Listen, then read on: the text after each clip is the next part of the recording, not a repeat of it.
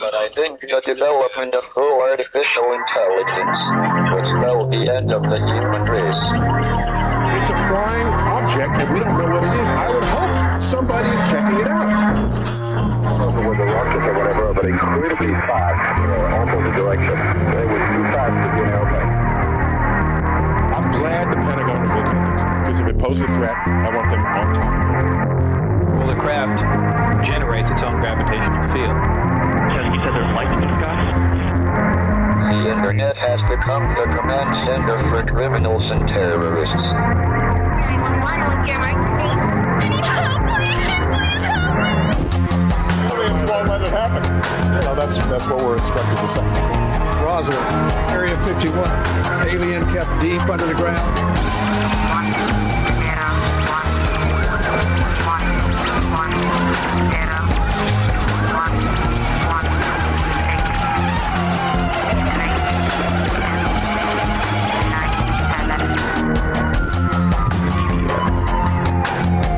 Doesn't have your best interest in mind. The government is self-serving. You're here for a reason.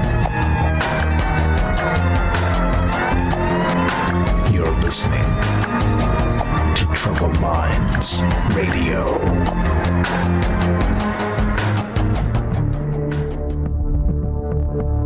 Broadcasting live from a secret bunker just off the extraterrestrial highway.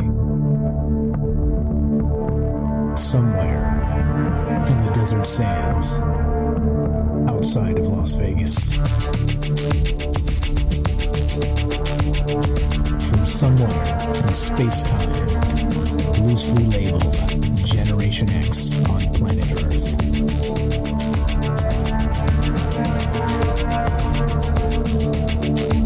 And asking questions of you in earnest into the digital darkness. Well, good evening and welcome to Troubled Minds Radio. I'm your host, Michael Strange. We're streaming on YouTube, Rumble, X, Twitch, and Kick. We are broadcasting live on the Troubled Minds Radio Network. That is KUAP Digital Broadcasting out of Las Vegas, Nevada. And, of course, 88.4 FM, Auckland, New Zealand. Tonight, we're taking your calls as we go deep. Now, many of you have recognized that the Odyssey is back in the zeitgeist. Homer's The Odyssey. Of course, the Iliad was the Trojan War. And then the Odyssey was the trip home. A long and winding tale of Odysseus. Now, if you've studied any of this or even read the synopses of these particular tales, it's dense. There is a ton of stuff here, and it's very Troubled Mindsy. I mean, Homer was locked in. This guy had it down. He knew the human experience inside and out, and he was thinking about massive scale in terms of what it means to be human, in terms of fate, in terms of destiny, in terms of all the things that we still consider today. And that lies actually at the core of the discussion tonight is, how do you feel about destiny itself? What about fate? Is it possible some of these things are actually preordained and you have to walk a path? Maybe let's say you have 4 or 5 or 6 destinies that are mapped into the cosmos regardless of who you are and what you're doing. And your job is to choose. Okay? And that's just as a framework for the discussion. I don't really know how this works, because if I did, I wouldn't be here. I would be some guru on top of a mountain. Instead, I'm just me. But you get the meaning here. We're talking fate tonight. Now, the bizarre part about this, and amazing part as well, is that there's a lot of parallels in Homer's Iliad and Odyssey that are not just the bickering of the gods. You know, we've covered this ad nauseum in the past for a lot of different reasons. But there's also this really interesting thread talking about the Fey realm. Yeah, way back, the Fey realm of many different folklore and mythologies from all over the world. Now, in this particular case, we're talking about the Odyssey, because it is back in the news. And by the way, too, so just to real quick, I haven't seen it.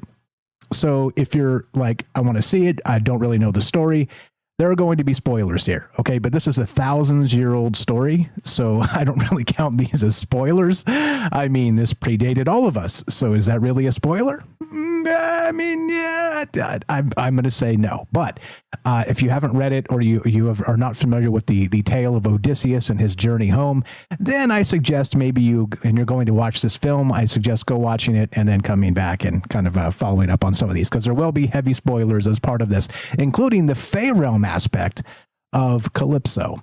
So we'll talk about that as we go tonight. Now, the thing that caught me is I was kind of just going through some of my notes on this. I've got copious notes going back almost a decade now of just looking at wild ideas from different angles. And I was checking the stuff I had. We've talked about the Iliad before and the gods bickering and, things like this, and sort of the idea of fate and divine intervention and, all these other things that kind of come up as part of it. But what struck me kind of going back through this is that there's a really definitive space when it comes to these lanes of fate. And I'm calling this tonight the Imperishable Fame, the oldest trap in the world. So let me just read straight from the blurb. It's probably the best way instead of me rambling on. But, of course, the Odyssey begins at the end of the Trojan War. The Trojan War has come to its completion, the 10-year siege of the Greeks on Troy, over, of course, the most beautiful woman in the world, Helen of Troy. All right. Everybody knows the tale, or probably knows a good chunk of it. But then Odysseus, who actually was the individual behind the specific Trojan horse, he's the one who had the idea to build it and to break into Troy sort of through stealth. He's the guy, right? So he's responsible for all this death and carnage. He's been fighting a war for 10 years, far from home. And, 10 years passes and, you got a wife back home. You got a family. You've got a kingdom to run. Like, what the hell's going on back there? And now he's got the heavy toll of war on him, and he has to move into that space and go back home. Except it's not as easy as that, is it? It never is. It absolutely never is. Let me just read this from the thing. Like I said, instead of me rambling, stop rambling, Mike. Read the thing. All right, here we go. So read the write-up tonight. It is very good. Here we go. So Achilles knew something most of us never get told outright. And this is the lanes of fame. His mother came to him with 2 futures already priced out. Not a warning, but a briefing. The kind of foreknowledge you only get if someone with real access decides you deserve it. Stay at Troy and die young, she said, and your name will not rot with your body. Look, it's 2026, and almost everybody in the world knows the name Achilles as the most fearsome ancient warrior of all time. Okay? So that sticks. That certainly lands. But she continued, go home to Pythia, and you will live a full life, grow old in your own house, and disappear from every story anyone tells after you are gone. Of course, he picked Troy. That's why we're still talking about him. He picked a short version. What is strange is not that he made that choice. Plenty of young men have made it sense without a goddess whispering the terms. What is strange is that the choice was handed to him as a clean binary, fully informed, no ambiguity about the cost of either door. And that becomes the question tonight. Regarding fate, what do you believe about fate? And do we have sort of an unlimited space of fate to kind of create our own destiny, to forge our own path? Or in some way, is there actually a space of you get 2 lanes? You get 2 shots, Mike. You're either going to do it this way, or you're going to do it that way. And you know me, and I hate binary equations. I hate the culture war. And speaking of the culture war, I hate the fact that this has become a culture war debate point because they've got a trans actor and a black woman playing Helen. Like, can we get off this? Can we stop this madness? It's just like every damn thing, the casting decisions come under scrutiny and a microscope because everybody wants to go woke, ma, woke, woke, ma, woke, woke.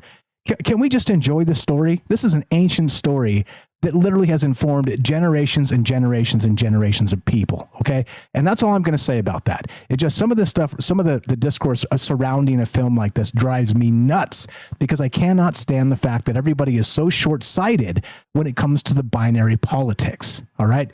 Drives me insane. Anyway, so we're going to get back to this in just a second. So Achilles, given the binary aspect of fate, you get this or you get that. Your entire paradigm has been mapped cosmically. Your fate is spoken for. Now you must choose. Now, how does that make you feel? Does it make you feel as if we are in the space of fate lanes or something to this degree? Or do you think our fate is quite a bit more wide open than we'd ever like to admit? I don't know the answer. Like I said, I'd be some yogi on a mountain, but not, instead, I'm not. I'm just me. Anyway, be right back. More Troubled Minds coming up in just one moment. Let's take a quick break, get a word from our sponsor. In this case, the Stoic Minute. Be right back. This is from Jack in Oregon. Don't go anywhere. Catch you in just one moment. See you after the break. Feeling stressed? Overwhelmed? In today's fast-paced world, it's easy to get swept away by our emotions. Take a breath and find your inner strength with the Stoic Minute. You have power over your mind, not outside events. Realize this, and you will find strength. The ancient Stoic philosophers understood that we can't control everything in life, but we can control how we react. The happiness of your life depends upon the quality of your thoughts. Focus on what you can influence. Cultivate a positive mindset and let go of what you can't change. Find your inner strength. Live each day with courage, wisdom, justice, and moderation. Embrace the Stoic virtues and find peace within. The Stoic Minute, brought to you by Jack in Oregon. Welcome back to Troubled Minds. I'm Michael Strange. Let us continue, shall we? Okay, so that's the point. Now we're talking the Iliad. Now, as it gets into the Odyssey, let me continue with the write-up here so I don't meander way too much. I tend to do that. So Homer has a phrase for what Achilles was buying. It's called Kleos Apteton, or the translation is imperishable fame, glory that does not decay. It sounds like a Greek invention, a warrior culture's way of coping with mortality, until you notice the exact same phrase, root for root, sitting inside the Rig Veda in Sanskrit, a tradition with no contact with Greece, no shared texts, nothing but a common ancestor language that split apart something like 4,000 years ago. Two branches of the same dead tongue, growing up on opposite ends of the ancient world, kept the identical formula for the identical idea. That is not a coincidence of poetic taste. That is a fossil. That is an idea. That is fate itself haunting people, haunting the human experience as far back as it goes. And that's the point here tonight. As usual, look, if I knew the answers to these questions, I would be a wizard or something. But these questions have been plaguing humankind for millennia. And what does it mean when you talk fate? Is it simply a wide open space, or is it, as Achilles got the choice, simply a couple or three lanes? And your fate space is predetermined and you must choose. Sort of like the choose your own adventure books. Remember those classics from the 80s? I hope you guys are doing well tonight. I see you in the chat. Okay, so so Homer actually keeps two separate ledgers running for this kind of worth. And the difference matters more than it looks. There is time, okay, T-I-M-E with the little flat over the E, time, the honor and tribute owed to a man while he is alive. The thing Agamemnon strips from Achilles at the start of the Iliad, and the actual spark for his rage. And there is Kleos, what gets said about him after he is gone. Most of the plot of the Iliad is Achilles furious that his time was violated while his Kleos was never in question. It is a strange, precise distinction to have carried this far into a warrior culture. Respect owed now, kept separate in the language from fame owed later, as if the poets already understood these were two different currencies that could be paid on two different schedules. Okay, we'll leave it at that for a moment, but you get the idea here. Certainly, it seems odd that Achilles, of course, his mother's a demigod, and, you know, the whole bit, the dipping him in the river Styx to keep him impervious and invulnerable and safe from harm, which, of course, even the best laid plans of mice and demigods come to an end. But in any case, he was given these two fates. Now, beyond that, Odysseus is also given a promise of immortality. Now, we'll get to that. We'll get to the island of, how do you say this? I'm going to botch it. Ogygia. We're going to get to that in a moment. And we're going to get to Calypso and the Fey realm. Now, recognize there's some interesting parallels when you go back in mythology and folklore, including to Homer and the Iliad and the Odyssey, that very much echo many things that come afterward, as you might expect. But we'll start tonight with fate. What do you know about fate? Do you think it's odd that Achilles only had 2 choices? And do you think that we are sort of predestined somehow to become who we are, at least within a framework? We can only be possible of so many things. Like, for instance, Alexander the Great. Was he destined for something like that? Was that one of his paths? And did he choose it because it was available to him? And could he have turned it down? I don't know. You tell me. I'd love to hear your thoughts. 702-857-6939. Click the Discord link at troubledminds.org. We'll put you on the show. It's as easy as that. Thank you for being patient, friends. Let's go to James Salcedo, the glue of the show, the paranormal experts. Salcedo Paranormal, what's up, brother? You're on Troubled Minds. How are you tonight?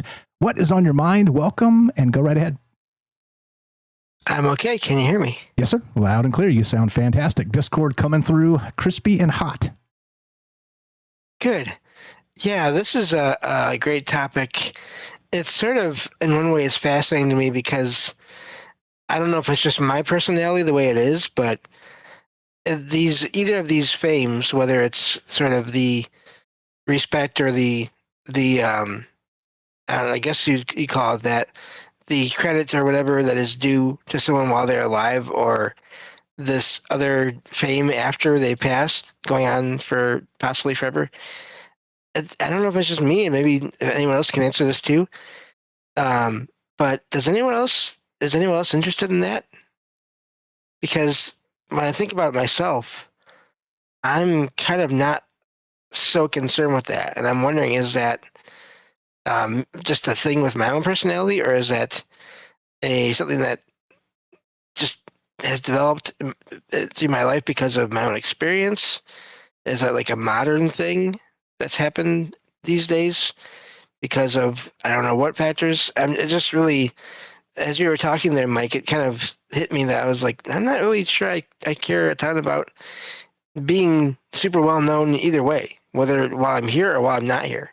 Yeah, it's actually a great social media parallel. In the modern time, is that people do stupid things. It's like, they pull the jackass stunts. They, triple down on terrible political ideas for fame. And so what they end up doing is they leave themselves behind and become this new caricature of themselves, this archetype that never was them, but suddenly they gain attention from it and they continue to lean into it. And you could say that about me. I'm Michael Strange. I'm the weird guy. And so I'm always going to have this sort of weird slice in my DNA when it comes to this stuff. But is it a way to fame? I mean, I think this is a way to explore personally humanity, to explore myself, to explore ideas together, right? And I know you're not saying that directly about me.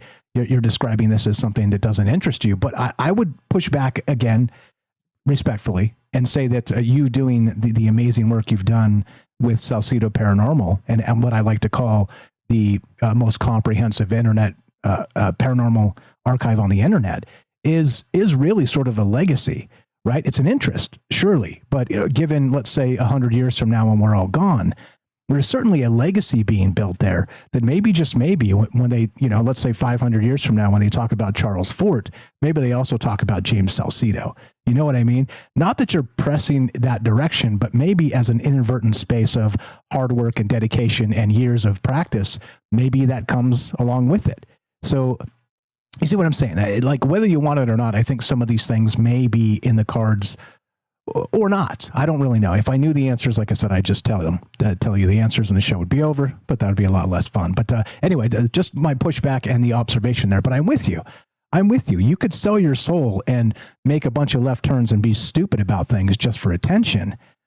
But as you can tell from me, as you can tell from you and some of the other people we've worked with on this show, that's clearly not the case. There's a definite interest here in a lot of these ideas. But back to you. I don't want to gobble your time here, but that's how I see this. I think it's something we grapple with as people, and these decisions we make as part of those sort of fate lanes, as I'm describing. Yeah, and then I'm definitely human. There are moments I kind of I wish that I had a bigger reach, like right now, right this minute, right now. And I wonder, how is it that maybe I haven't gotten that far yet? But overall, like, that's just rare moments where I'm not in the best mood or things are going on, whatever. But yeah, and I do think this this thing that we're going to get into more, you're going to get into more, and I'm happy to sit in regarding the Fey realm and other beings sort of having this knowledge of the ways that the those lanes or those paths we can take, and presenting them to us and having us choose is a fascinating concept, because it's I've heard of similar reports of experiences leading up to this day where people have encounters with either beings or just thoughts that come from nowhere, or even they'll find people that seem to be anomalous, like they'll be there and they'll be gone, or they'll never see a person again. And that person will say something that will affect them for the rest of their life and lead them to think about what they want to do, what path they want to take. And and then they'll think about it after, and I've heard this more than a few times, and they'll start wondering, wait, who is that person? Was that regular person that I met in this one rare circumstance? And start to question that. So this all does tie, that's why I'm here, this all does tie into sort of anomalous paranormal experiences as well. Yeah, big time. And of course, the fate and determinism and all the rest of the stuff we always talk about on the show is once again plaguing humans forever. Like this is a thousands-year-old epic that is being remade over and over and over again. And one of the huge backbones of it is this idea, not just of the bickering gods and sort of the chaos of a pantheon, but also fate itself. And these fate lanes, as I'm describing, of not just Achilles at the end of the Iliad, but Odysseus when it comes to the journey home. Now, the Fey realm. Let me. I'll load this, and we'll get to this in the second half of the other segment here. But basically, this. Let me. All these links are in the description. So if you want to read up on this stuff, if you're like, I'm not sure what he's talking about, it's all there. So there's a particular island called Ogygia.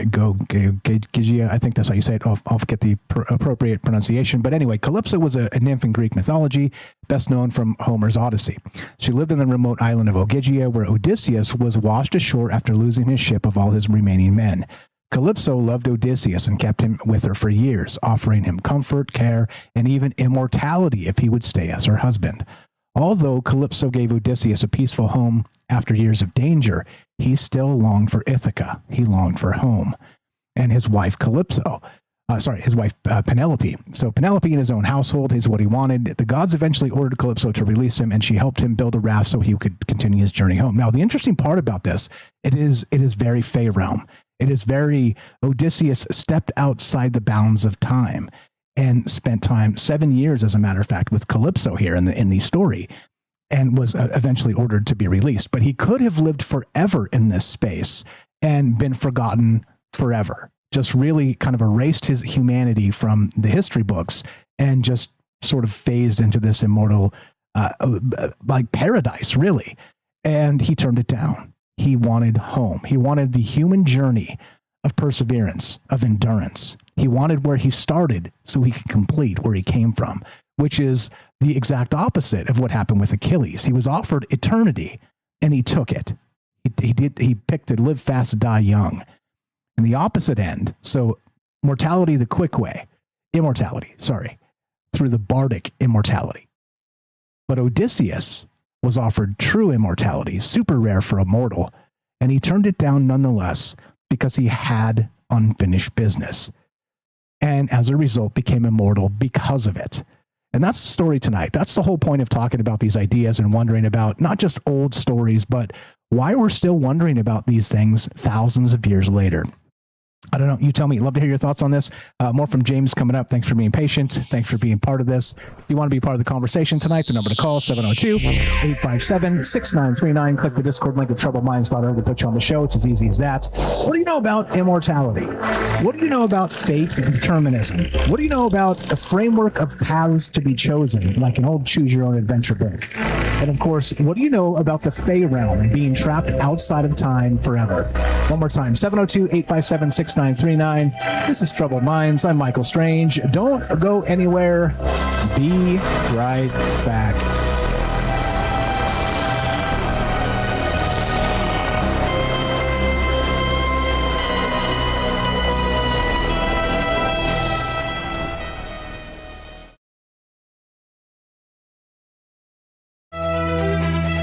You're tuning into Troubled Minds, the show where mystery knows no bounds. Stay tuned for revelations that'll keep you questioning the fabric of reality.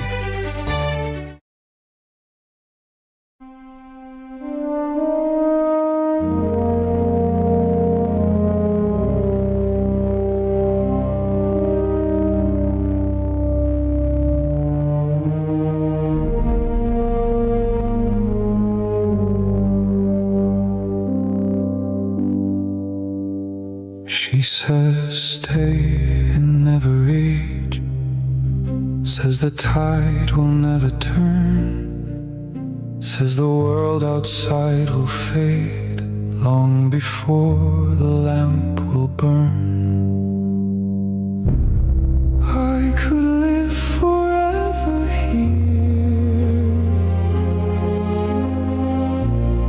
lose my name to keep my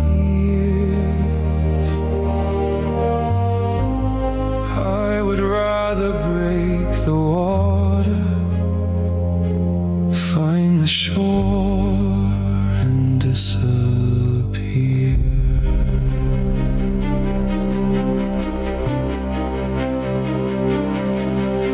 Every year I do not leave is a year no one will know, is a year I am not aging into someone I could show. I could live forever here,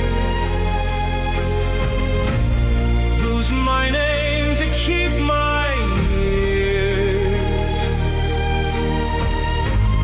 I would rather break the water, find the shore and disappear.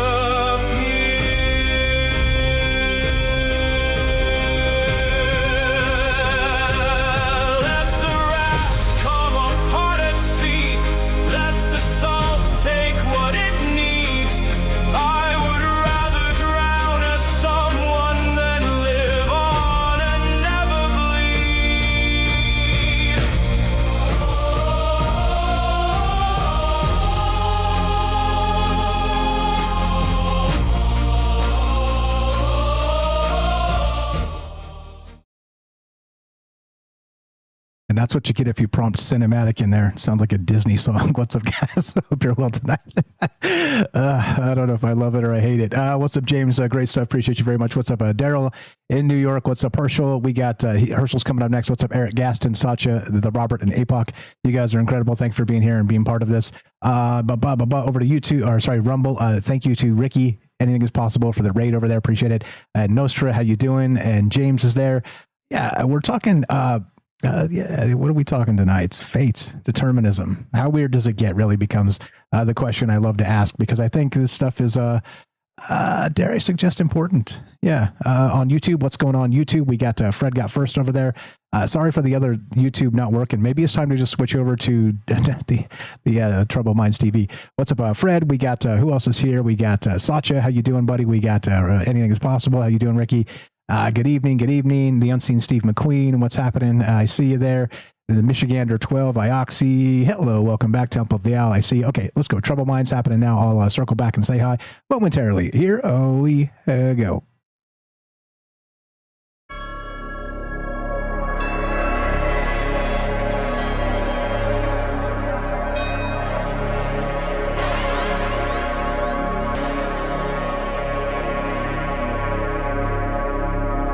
Welcome back to Troubled Minds. I'm your host, Michael Strange. We're streaming on YouTube, Rumble, X, Twitch, and Kick. We are broadcasting live on the Troubled Minds Radio Network. That's KUAP Digital Broadcasting out of Las Vegas, Nevada, and of course, 88.4 FM Auckland, New Zealand. Tonight, we're taking your calls as we talk fate. We're going deep. We're going way back. The Odyssey, Odysseus, his 10-year journey home, and he himself turning down immortality to a primordial Phaefo, to a nymph. Yeah, weird stuff. I'm telling you, the more I'm looking into this, the more I see some of the echoes through folklore and mythology. And there are some striking parallels to a lot of things that kind of crop up later in Europe and in other places as well. And the Fey realm rings heavily here because it is that idea of sort of stepping outside of human space, out of human time, and trading servitude or something else for immortality, except it's never framed that way in the trickster space, in the trickster Fey realm. But in the actual space of Calypso, it seemed to be more of a direct, specific offer of you stay with me, you fade out of time itself, you become immortal, and you live here in paradise. And Calypso, of course, being a nymph of outrageous beauty, how could you complain, right? Except Odysseus had unfinished business. Not only did he spend 10 years fighting a brutal war in Troy, he spent several years and all manner of just calamities, lost his entire crew getting to the point where he even met Calypso, where he was offered this choice, and he turned it down. Very different from Achilles. Achilles, again, taking the fast road to immortality, the bardic way. And recognize what happened. Odysseus, again, by turning down immortality, gained the bardic immortality, very similar to Achilles himself. Interesting. And so when I'm looking at this, I'm looking at the fate lanes. The idea that maybe, just maybe, there are finite possibilities regarding who you are in the time you were born, in the space that you become, in the human that you become. So I don't know. How weird does it get? What do you know about fate, determinism? What about this idea of the Fey realm? And there's a lot here. I don't really know. I hope you guys are doing well tonight. 702-857-6939. Click the Discord link at troubledminds.org. We cut you off a little bit there at the end of the segment. James, anything to add? And if not, we'll go to Herschel. Welcome back. Yeah, no problem. I think one of the important things to point out about that paradise is it is similar to that Fey realm where time does not go the same way. And often, it seems like it may be a great thing when you first get there, but then over time, you kind of get tired of it, or there's things that happen that maybe, depending on which folklore you go into, it's not so fun.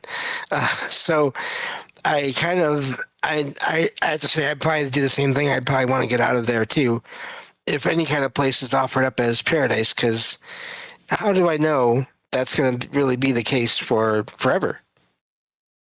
Yeah, well, and then forever seems loaded as well, because as we learned from Anne Rice very smartly, the immortality of that vampire, they get stir crazy because there is no end. Mm-hmm. And the people around them that they end up loving end up passing, and they're left with the eternal grief every single time. So stepping outside of time like that, again, conceptually, I'm not saying vampires are real. You decide on that. I'm not saying the Odyssey or the Iliad is real. You decide on that. But these are very real human themes. And we're coming into that space where that sort of immortality is not just a quantum idea. Immortality itself, or the spirit or the soul, immortality is something that we're racing toward in a medical space. I would say in the next 100 years, we're probably going to be able to hopefully extend human life to several hundred years. And then if you can do that, then with an acceleration, right, then maybe it's 500 years, maybe it's 1,000 years, and maybe maybe not direct immortality, but maybe effective immortality becomes the space. So I don't know. And, let's hope in our lifetime we don't have to make those choices because I think they're ugly choices. And the promises of immortality are, I think, a little more, dare I suggest, dangerous than we know about any of this stuff yet. Anything else, James? And we'll go to Herschel. Well, just real quick, it's funny because I know that for a while there, before I started doing any research or looking into any of these things, for several years, I've talked about this before, after I got out of high school, I was basically just left to sit around and not expected to do anything and just do whatever I wanted, read and play video games and this and that for several years. And you might call that, and some people used to joke like, wow, that sounds like just an amazing life, just being able to just relax and hang out all the time and do what you want to do. Yeah, but I can tell you what, it got boring. After a while, I got tired of it. And it wasn't until I found a purpose that things did overall improve.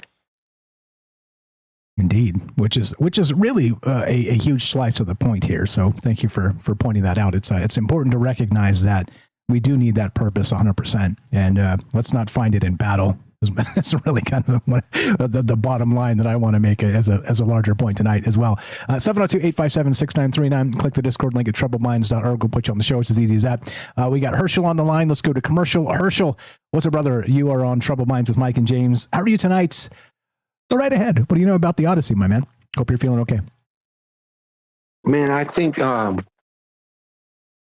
I really feel it as like a human theme. And like when I got to bring up my Ark of the Bard podcast. In so many ways, I feel this message from that show because I just interview regular people who write books. And when you look at, I think, and I think of this in terms of like the spectacle, the people that we are presented with, you know, in the major media, and we're told that they're these experts and that they're, you know, their wisdom is impenetrable, and we're expected to just like listen to them. Somehow they got this position where we're supposed to see them as the authorities or something. And any of the people that I have interviewed on my show over the past year are brilliant. I defy you to listen to any of the podcasts I've done with just regular everyday people who write and find one that doesn't show you insights to new ways of thinking about consciousness and storytelling. And so that choice, I just had a great conversation about this, and I'm kicking myself because I wasn't able to get the show produced yet. I just did it with this woman named Nora Gaskin, and we had this conversation, you know, about what I just explained about the people we're expected to see as the experts in everything. But there's literally millions of brilliant people all over the place. And in my mind, the way I feel about it is the people who take the long path and develop themselves over time are heroes. You know, the ones who start the family or start the career and live a long life and gather the wisdom and tell the stories. That's a type of a warrior, you know? And so I like to flip this whole thing on its ear in a lot of ways. You know what I'm saying? Like, I like to look at it like I want that connection to be understood. I want that reality to be understood. The people you don't know, you pass by on the street every day. So many of them have an insight that you've never heard before, and something you can learn from and something you can gain from. And they've gained things, and they've gained knowledge and wisdom. And so to me, it's the human thing that you brought up. Like, this story is the choice that he made, the choice that Achilles made is the one I'm thinking of the most, where his mother explained to him, you can take the short path, or you can take that long path and live the long life. And he chose the short path. That is my parallel to the spectacle. That's the short path. Yeah. You know, but that long path is, I think it's a lot more valuable. Yeah, of course. I couldn't agree with you more there. I mean, certainly. So he was hot-tempered. He was, you know, the hottest warrior of the time. Even in antiquity, he's probably the one cited as the baddest ass ever. And so he wanted to sort of flex that into those echoes of eternity. But the interesting part about his choice there is it wasn't even necessarily his choice. Like, it's almost like he never considered the other part, because all the bickering of the gods and the meddling they were doing and all these other things that really led him into it. Agamemnon actually pushing him into doing things he didn't want to do. And just on and on and on, it led him to the space with Patroclus, his cousin, getting killed by Hector. And then just before that, actually, in the Iliad, he decided to go home. He was like, you know what, I'm done with this. I hate Agamemnon. I hate this war. I hate all of this. I'm going back home and taking that first part of the deal. And then Patroclus died. And then he was drawn back in because he had no choice at that point. And so it was just like these breadcrumbs leading him to this fate that maybe he didn't have a choice at all, really becomes the question, right? But I agree with you that the everyday hero is the hero we should relish and the hero we should recognize today. Going to war doesn't make you a hero. Going to war makes you a victim, is what it makes you. Yeah, definitely. The other thing that you brought up was in terms of fate, like, is something, do we have an inherent destiny kind of a question? Like, do we know? Like, I have a nephew, and when he was a little kid, we would ask him, what are you going to do when you grow up? That's the question you ask little kids. And he'd say, I'm going to be a doctor. I'm going to be a surgeon. And I'm going to help people. And guess what? He became an EMT, and he put himself through school at night, and he became an ER doctor. You know, it's like he knew who he was going to be. It's weird. My brother did that too. He's not a doctor. He's he wanted to be a Marine. Like when he was very young, he just knew he was going to be in the Marine Corps, and it was going to lead him to college. You know, he had like this plan, the GI Bill and the whole thing. And he said this when he was like 7 or 5, even. He was so young, and like hearing your little brother talk like this is like, what are you talking about, bro? And he did it. Like all the stuff he said, he did. He became all of this. It's absolutely wild that you can consider like that fate locking you in when you're like 5 years old. But we got 2 examples, just you and me, that know of 2 examples in our lives of young people making these decisions and then making these things happen.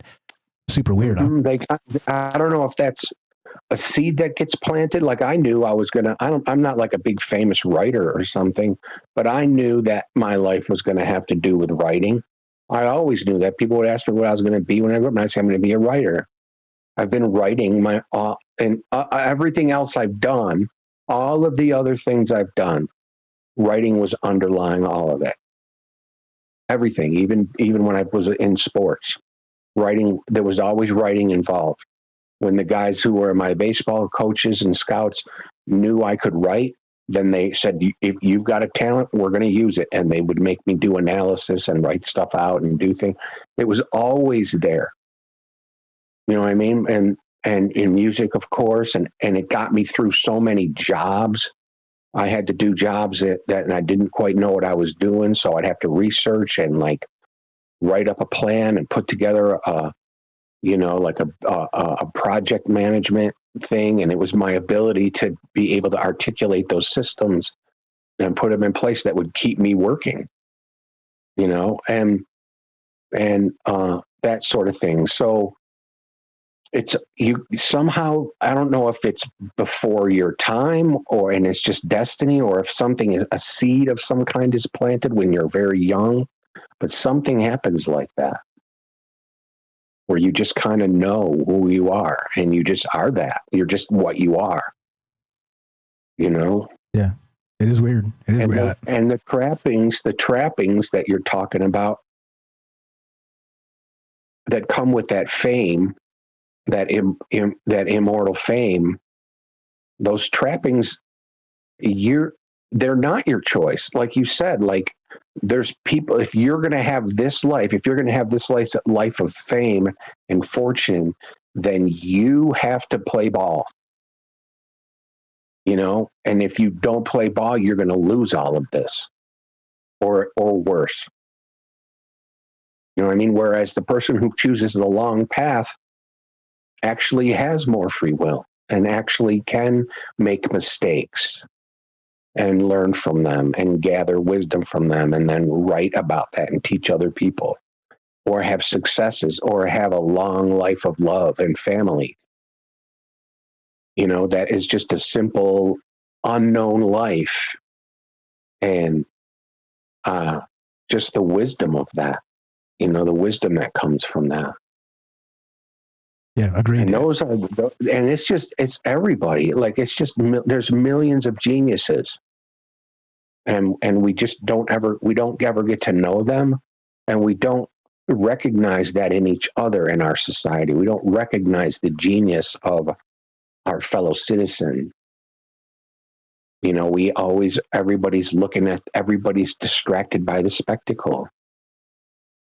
You know, and so that's what all of those kinds of thoughts are, what this conversation led me to. Like, that they lead me to these thoughts. This conversation leads me to that kind of thinking, the human theme, that theme. You know, that's why I was in such a hurry to get on. I wanted to get this out of my system, like, 'cause it really struck me. Like, it really hit me. Like, yeah, this is a great conversation right now with everything that's going on in the world. And it's like the simple things might save us, perhaps.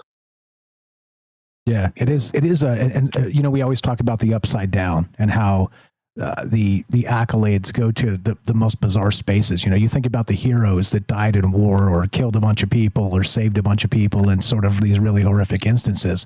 But, you know, who doesn't get celebrated is maybe the diplomat that stopped a battle, that stopped a war. Like, those people are just lost to history, and they're doing tons of work behind the scenes, like living and dying to the point where they're putting their neck on the line to try and stop conflicts. And we'll never know the names of any of these people. And those are the ones that we should celebrate. Are good. You really won't get to know those people. They don't want you to know. They don't want you to know that's possible. But they're out there. They're out there. They're trying. They're doing it. And that, again, that just strengthens the point. Indeed. Glad to have you. We got calls behind you, so you tell me if you got the rest of the segment if you want it. If not, we got some calls to get to. Fire stuff as usual. You're the best.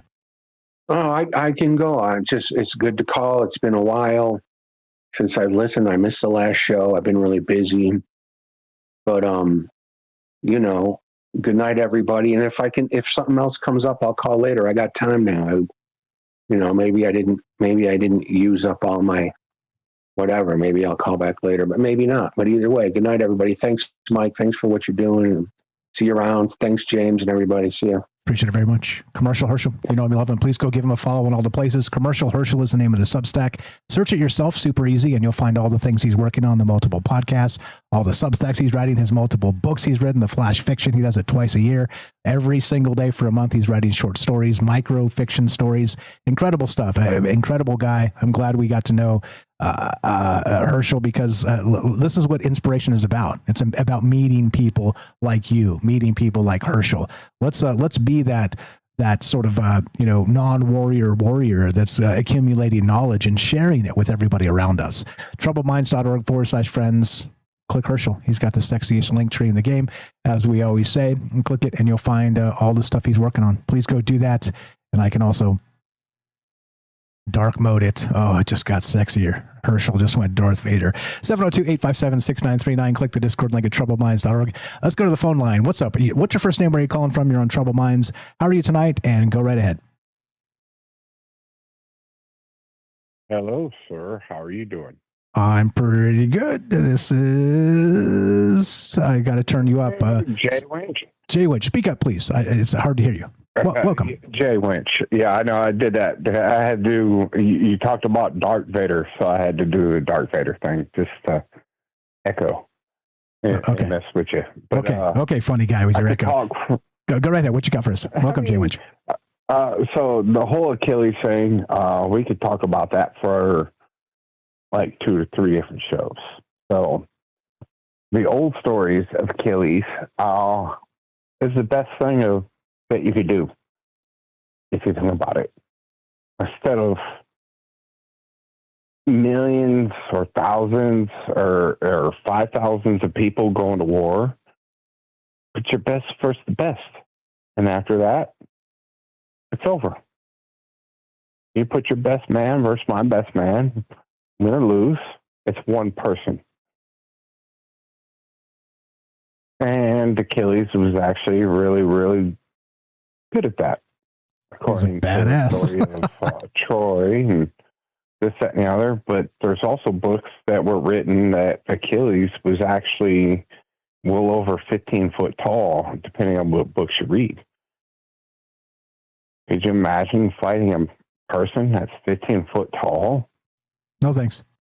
And it's crazy, right? And like, would you want to fight a 15 foot tall person? But at the same time, it goes into the paradigm.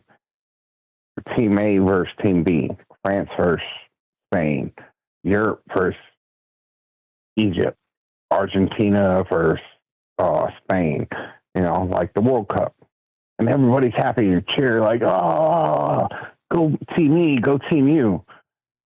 Okay, well, what if we got rid of that divide?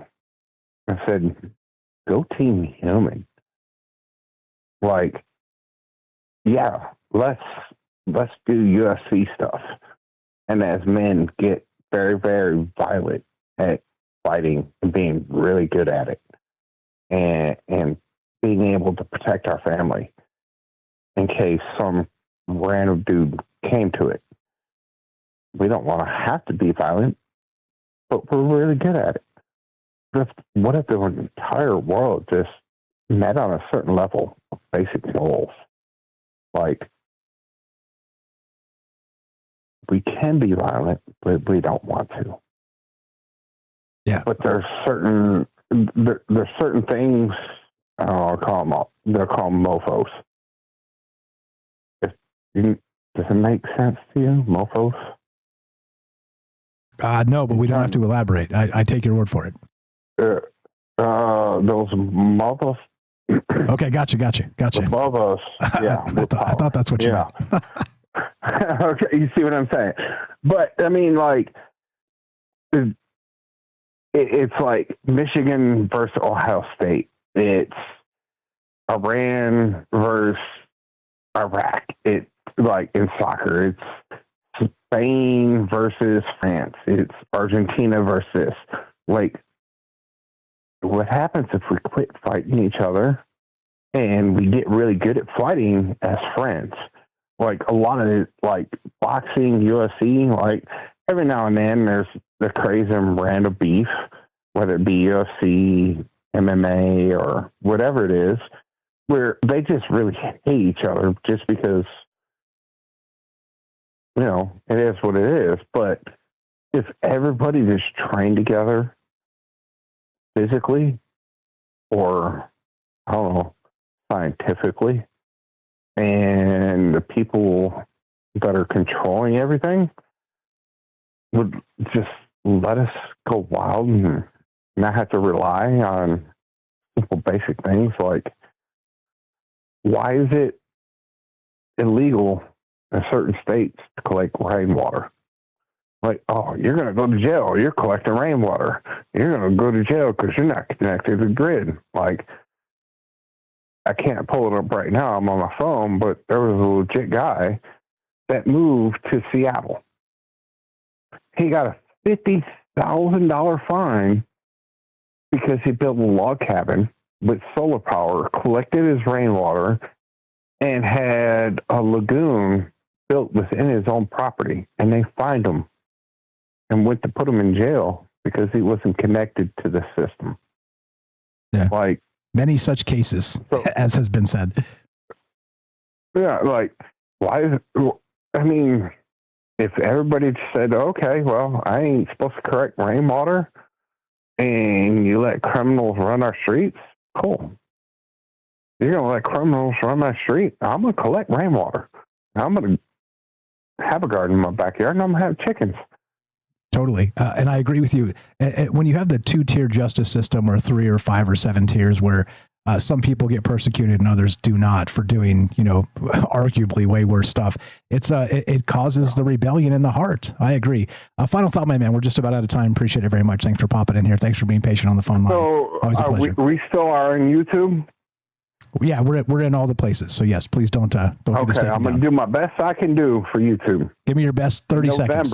Best 30 seconds. In November, there's a certain conference happening. That's a global conference that will pissed me and you off more than the Epstein list that goes with legal marriage at the 9 years old. And that ties into a global conference coming in November. I don't want starts with an N somewhere in there. Do me a favor, just link that in the Discord when you get a minute, or send it to me on email and I'll drop it in the Discord for you. Okay? Oh yeah, I would directly send you that. Okay, appreciate it very much. You're the best, Jay Winch. Thanks for being part of this. Thanks for caring about the ideas. Thanks for sharing fire stuff as always. Have a great night. Talk to you soon. You know, we love Jay Winch in Missouri. We're taking your calls tonight. We're talking fate. Not just fate, the Fey realm, this imperishable fame. Is it indeed, as I'm calling it, the oldest trap in the world? 702-857-6939. Click the Discord link at troubledminds.org. We got the Robert coming up, Jay in Arizona, more from James and your calls as well. Don't go anywhere. I'll be right back.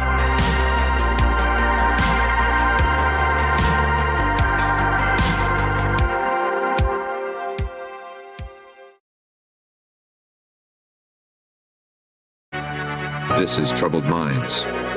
Your host, Michael Strange, the master of the mysterious, is here to guide you through the shadows of the unexplained. Let's check the news. A groundbreaking discovery in the search for extraterrestrial life is making waves in the astronomy community. Scientists have detected helium gas escaping from a rocky planet beyond our solar system, located approximately 48 light-years from Earth, marking the first confirmed evidence of an atmosphere around a rocky world sitting in another star's habitable zone.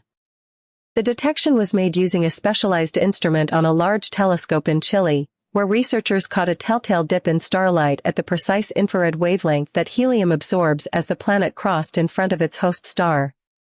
At roughly 5.6 times the mass of Earth and orbiting a cool red dwarf star, this distant world now stands as one of the most compelling candidates for potential habitability ever identified. Shifting to the laboratory, researchers at the University at Buffalo have unveiled a new chemical technique that could significantly accelerate drug discovery.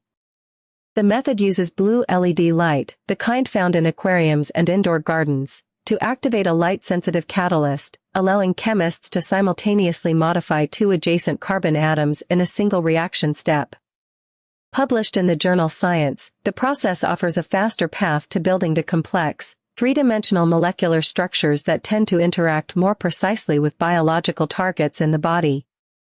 The team hopes the approach will help reduce the time, cost, and chemical failures that typically come with producing next-generation medicines. And finally, what may be one of the most significant mineral discoveries in decades is taking shape along the border of Chile and Argentina. A new resource assessment completed in 2025 suggests a large copper deposit in the region contains roughly 5 times more metal than previously estimated, potentially up to 13 million tons of copper, alongside massive reserves of gold and silver. The site, jointly held by 2 major mining companies, sits at an elevation of approximately 5,000 meters in the Andes, presenting serious challenges ranging from altitude sickness to environmental concerns over groundwater use and the protection of nearby glaciers. If fully developed, it could become one of the largest and highest-grade open-pit copper projects on the planet. Thanks for listening to the Troubled Minds Radio Network. Indeed. What's up, guys? Hope everybody's well tonight. Thanks for being part of the conversation. I see you in the chat. What's up? We got James. We'll get to James momentarily. What's up, Daryl, Eric, Gaston? We got Chef Pete, APOC. What's up, Matt Sal, Herschel? Thanks for the call. Fire stuff. Karen rocks. Indeed. We got the Robert coming up. Sacha, thank you to each and every one of you for all the great chat and being nice to each other. Great call from Jay Winch as well. Fire stuff. He's on the game. Paying attention. Paying attention is good. Who did I? We got Ioxy says lots of people from Missouri. Hi from KC. Hello. Good evening. Hello from Las Vegas.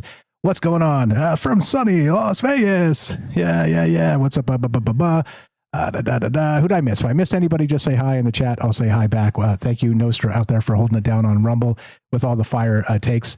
And this is what I said over there too. It's odd. So is it true that if one door closes, it actually closes other doors, or is it, as they say, when one door closes, many more open? And I think maybe your attitude kind of plays into that a little bit, right? But also some luck. Like I said, I don't believe in luck. I believe in momentum. And what I mean by that is if you're opening doors or closing doors, things are happening. right? You're sort of the wave function collapsing, you're making them happen. And so things happen. But if you just sit there on the curb staring at the gutter, nothing happens at all. For you anyway. You get it? Anyway, here we go. Troubled Minds happening now. Let's go. We got the Robert and Jane Arizona in your calls as well. Here we go.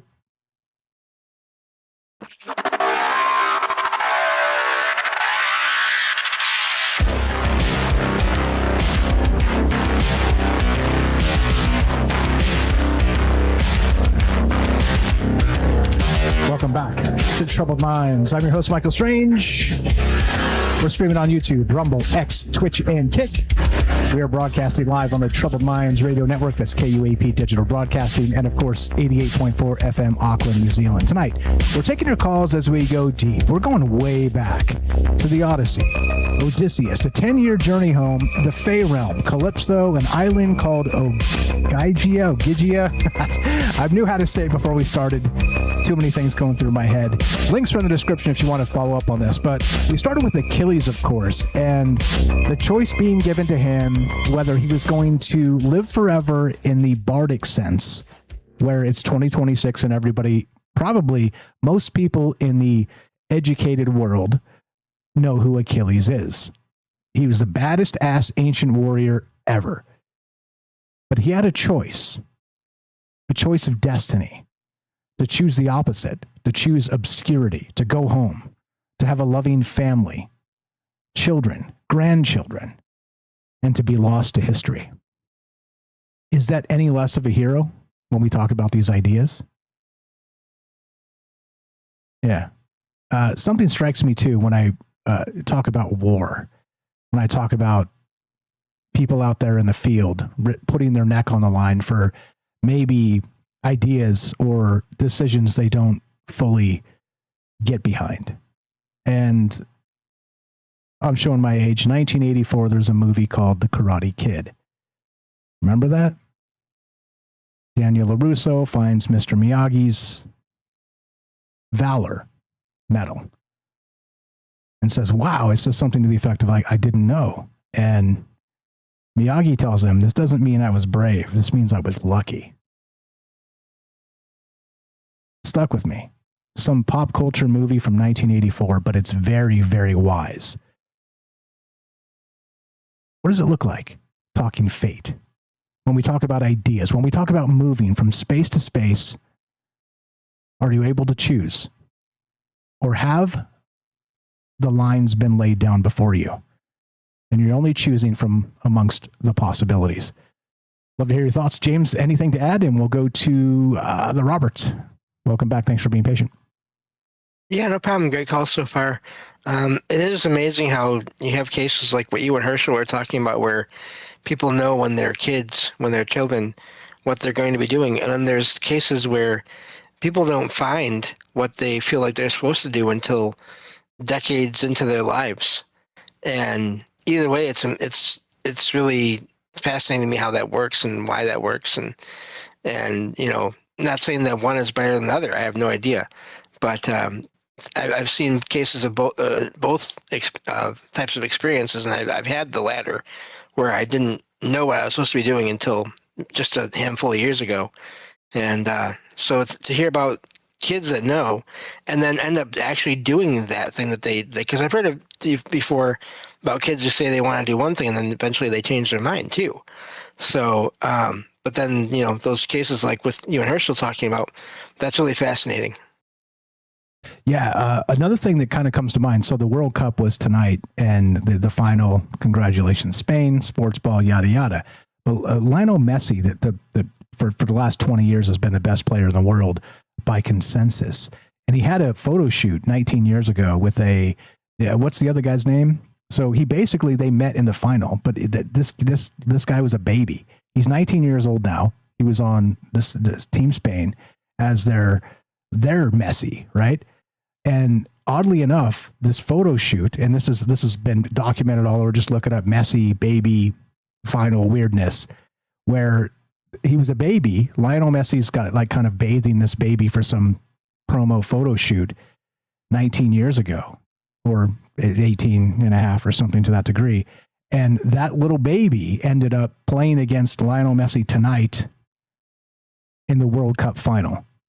I mean, and I think there are moments in your life that are so transformative that you chase that fate. You know what I mean? Meaning that kid, he was a baby, couldn't really understand what was going on other than he was being treated kindly. He was happy in a moment. But for most of his life, probably, the world was telling him that he was, check this out. You spent some time with Messi when you were a tiny baby. And then he looked into Messi, probably became his favorite player. And I'm just filling in the mythology. I don't really know. But certainly it led him down the soccer path to become one of the best in the world as well. It's an interesting thing how one sort of jarring moment in your life, and it doesn't have to be jarring in a bad way, it could be jarring in a good way, leads you to something you never dreamed you could achieve. I don't know. When we talk about fate, what do you know about it? Anything to add on that, James? And we'll go to the Robert. I know that's just amazing and makes me wonder, as always, with all this, are there other forces or beings out there that help shape reality? And sometimes there are things that happen that make me really, really wonder that more than others. Yeah, these things seem to stack sometimes. Yeah, I don't know. What do you know about fate? We're talking imperishable fame tonight, the oldest trap in the world, I'm calling it. 702-857-6939. Click the Discord link at troubledminds.org. The Robert in Pennsylvania. What's up, brother? You're on Troubled Minds with Mike and James. How are you tonight, sir? Go right ahead. I'm feeling famous. Nice. Welcome to it. You're actually famous in this space, 100%. The Robert. What you got, my man? Everybody that's a regular follower of Troubled Minds, there's your fame.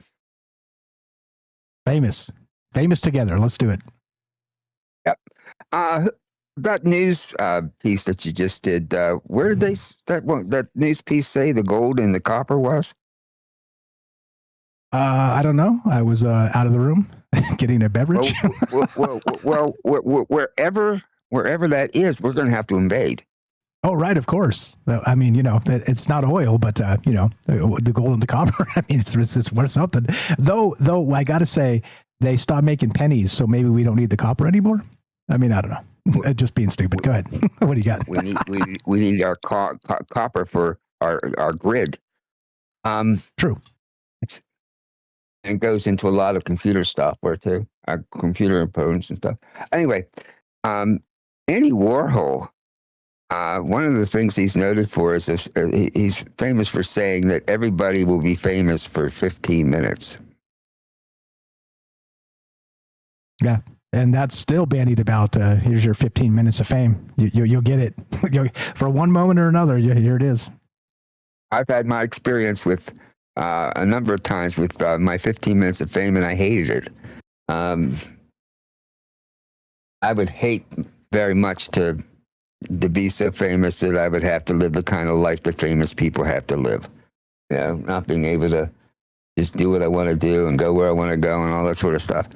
There's a price you pay for that. What about you? You talked about your brother. At the age of 7, decided he was going to be a Marine, and he went and did it. What did you want to do when you were around that age? Nothing. I was a prepubescent curmudgeon. I was that shitty teenager you didn't want to be around. So I didn't know. And I think that was why I was a late bloomer, because I didn't know. There were so many things that interested me, but clearly I've told the mythology story of kind of what led me to this point, talking about these ideas. But there was no job talking about Zeus in the world around me. You know what I mean? So there you go. And that becomes a hobby by dark of night. But I didn't know. I still don't know, to be honest. Like the joke is, I'm a full-grown adult paying my own bills. I still don't know what I want to be when I grow up. perhaps Dungeons and Dragons prepared you for this. I think so, for sure. In some part, yes. When did you decide that you wanted to do this? About 8 years ago when we started it up. I mean, like I always knew that I wanted to do something creative in that space. I don't know if, like, I always wanted to be the old guy that wrote the book. Okay. But also I didn't even know what I wanted to write. Like it's like one of those things, right? Like you're 20 years old, you're fierce and you're like, it's me against the world. And you have no life experience to write about.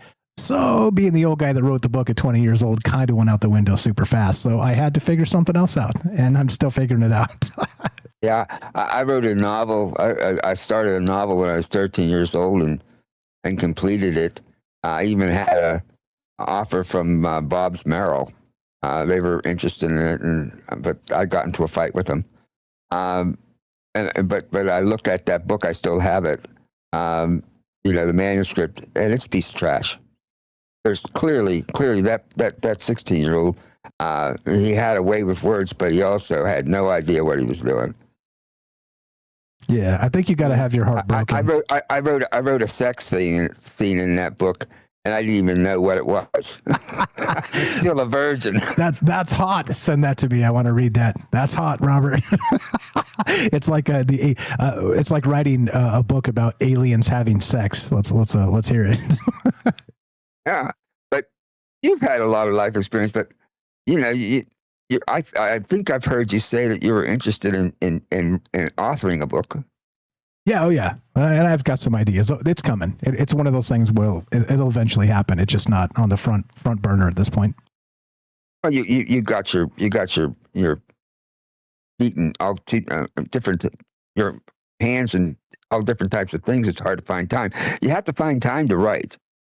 You really, really do. It's not something you can just casually take up. You have to know that you have to block your time. You got to tell your family, I'm in my office or my den, and I'm going to be there for at least a few hours until I at least do 100 paragraphs or 2 or 3 pages or whatever, and leave me alone. It's the only way you can do it. All right, Herschel, he interests me. It's not really. People think that writing a novel is so hard. All right. Short stories are extremely harder. You have to condense the beginning, the middle, and the end into a very few pages. And I've been able to do that. But Herschel, he writes flash fiction. I have never been able to do that. I have tried. And it winds up going past, the 1,000 words or whatever. So I admire Herschel for that, for having the talent to do that. It is hard. Dialogue is hard. There's a lot of things that are difficult to write that even as a creative person, you're like, you know what? I got a great idea. This is going to be a great story. And then you're like character development and dialogue and then pacing and then the story beats. And then there's so many things to actually pay attention to write a good story that you don't know what you don't know. And that was the case of me, being the young guy. Me against the world. I was just a knucklehead and didn't know anything. So, I'm still interested in reading your sex scene, by the way. The alien sex scene. You'll laugh your butt off. I look at it, I didn't even know what I was talking about. Right? But I knew I had to put this in there because back in those days, you had to have a sex scene. Of course, you've seen one of them. If you read in my book, what story was that? The one about the woman that what the hell? What's it? I can't remember. It's been a minute, but context is everything, right? So if it's that sex scene that you had no idea what you're talking about, that's even more funny. The engagement game. The first paragraph. Okay. Engagement game. Boy, did I get trouble for that. Okay, I'll revisit. Anyway, how do you feel about? You're famous. How do you deal with it? Oh, whatever. I'm not famous at all. Like it's people recognize you. Do people recognize you from your program when you're? No, I've never been recognized in the wild. Streets of Vegas. No, you know what's crazy too. Like I've even been to UFO conferences where that's probably one of the places where I'd get recognized. Never been recognized in the wild. Never one time. So if you want to call me famous, I'm going to call shenanigans on that. But I think you have to be massively famous to kind of get that happening, even in the right niche space. But I don't know, when it gets to that point, I think you probably start to rethink things, I would guess. So I'm lucky enough to not have been, micro niche famous where nobody recognizes me, and that's fine by me. I can imagine. One of the things I did in my life was I ran for Congress, and I had no idea the kind of privacy I would lose when I was in the midst of that. Now, I didn't win, and I'm glad I didn't. When you're talking about immortality, take a look at the Senate. There are good reason why we shouldn't have immortality. All right, that's a fact. That guy's dead, by the way. That guy's totally dead. The problem is that if you the longer you live, the more you get set in your ways, and you think of you don't have any. You think the way you lived should be the way everybody else should have lived when you were growing up, and if people lived to be several hundred years old and they were in the aisles of power, it would be almost stagnant as far as any new ideas or anything changing for the better. Yeah, one of the things that strikes me when it comes to that, when it comes to legislation and politics and ideas and, the isms, the socialisms and the communisms and the capitalisms, is that shout out Matzel. We were having a conversation, this was a few years back, but we were talking about these ideas and authoritarianism, and he said it very succinctly, and this sticks with me today. As usual, us bouncing ideas off of each other and inspiring each other. But he said something very succinct, and he said, shout out Matt Sal, templeoftheowl.com. He said that one person's utopia is another's dystopia. And if you can't wrap your mind around that, then you can't really understand why there's this big struggle. Everybody thinks that their idea is the best for everybody, but let's be real, it isn't. And that's why this is so stupid when you talk about politics, which we're not going to, but it's a great point. Yeah, I think you could be rich and famous. I mean, you can be rich and happy, but I think few people can be famous and not miserable. Look at that. Look at the actors. They're the most miserable people on the face of the earth, and yet they, I don't know. But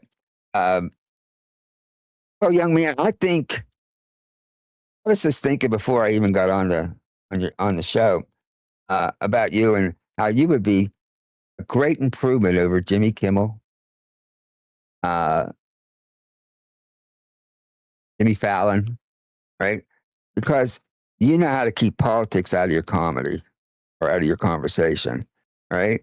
I think that you'd be a great person to take over the Tonight Show, because you know how to have a conversation with people, all right, and not make them feel stupid. Thank you. That's very nice of you. And maybe that's in the cards someday. Not that specifically, but maybe something similar. I mean, look, Ricky Lake has her own talk show. So, I mean, Yeah, but, if Ricky Lake can have a talk show, certainly you can. I do. It's right here. It's called Troubled Minds. But I mean, like a TV talk show, like Dr. Phil or something, right?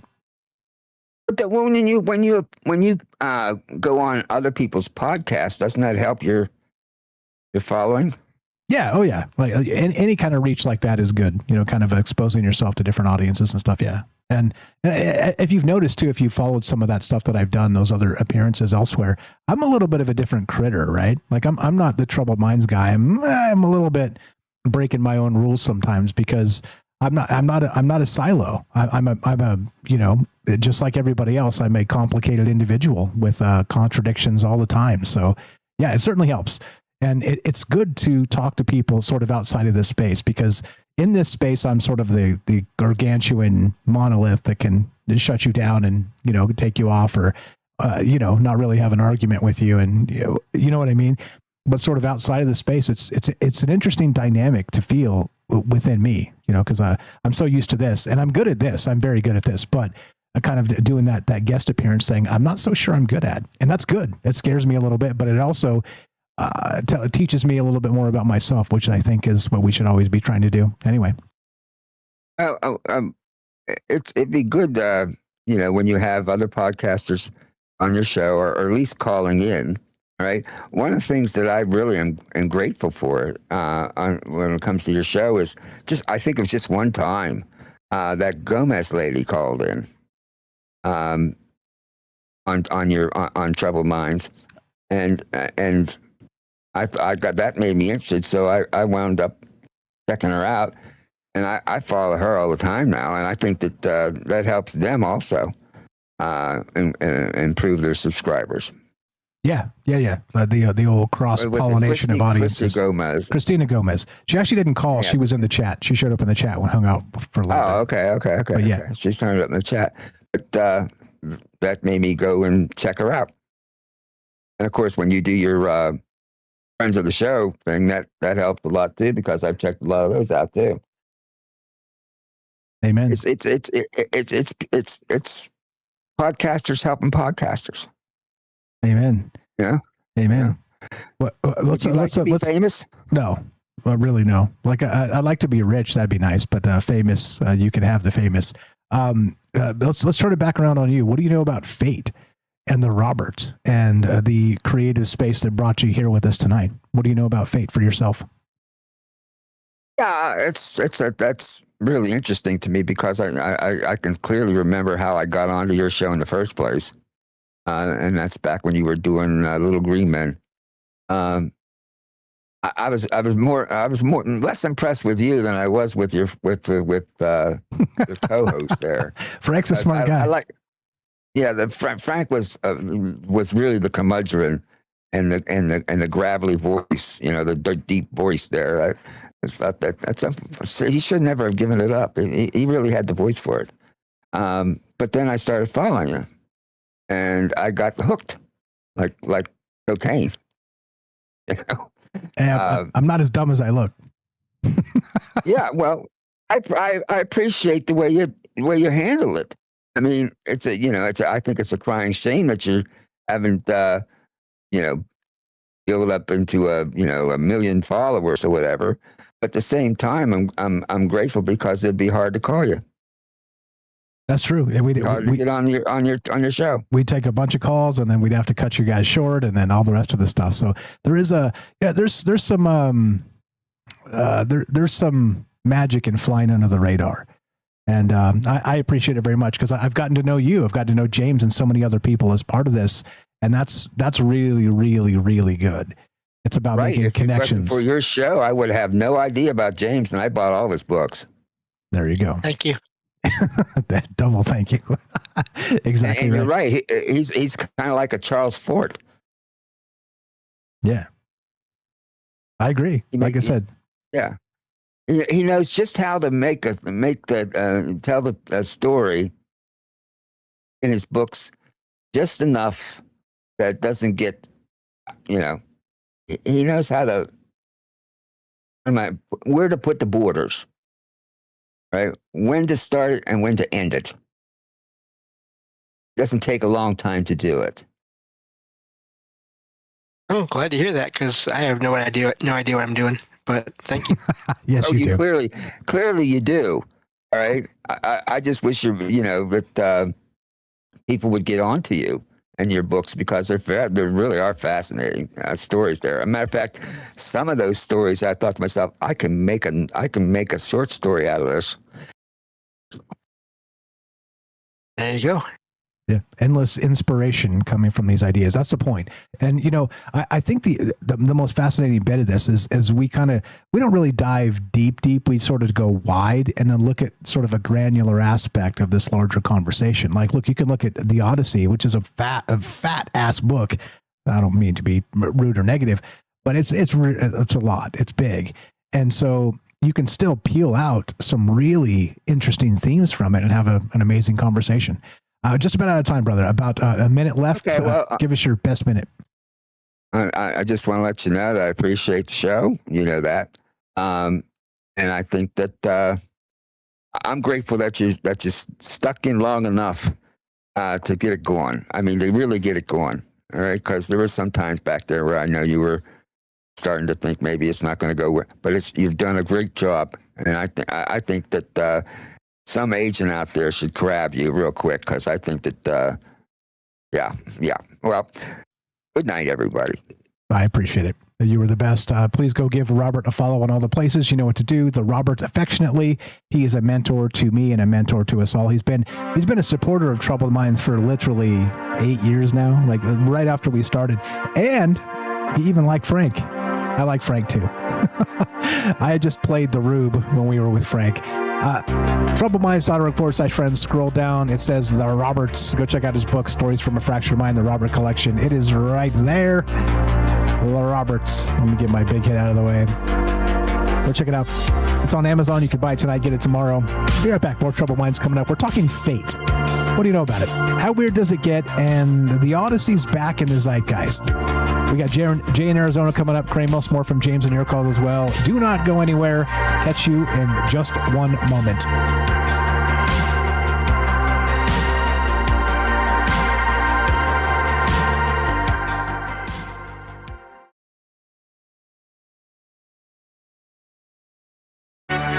This is Troubled Minds.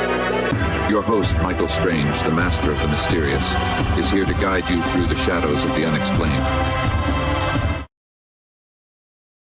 Let's check the news.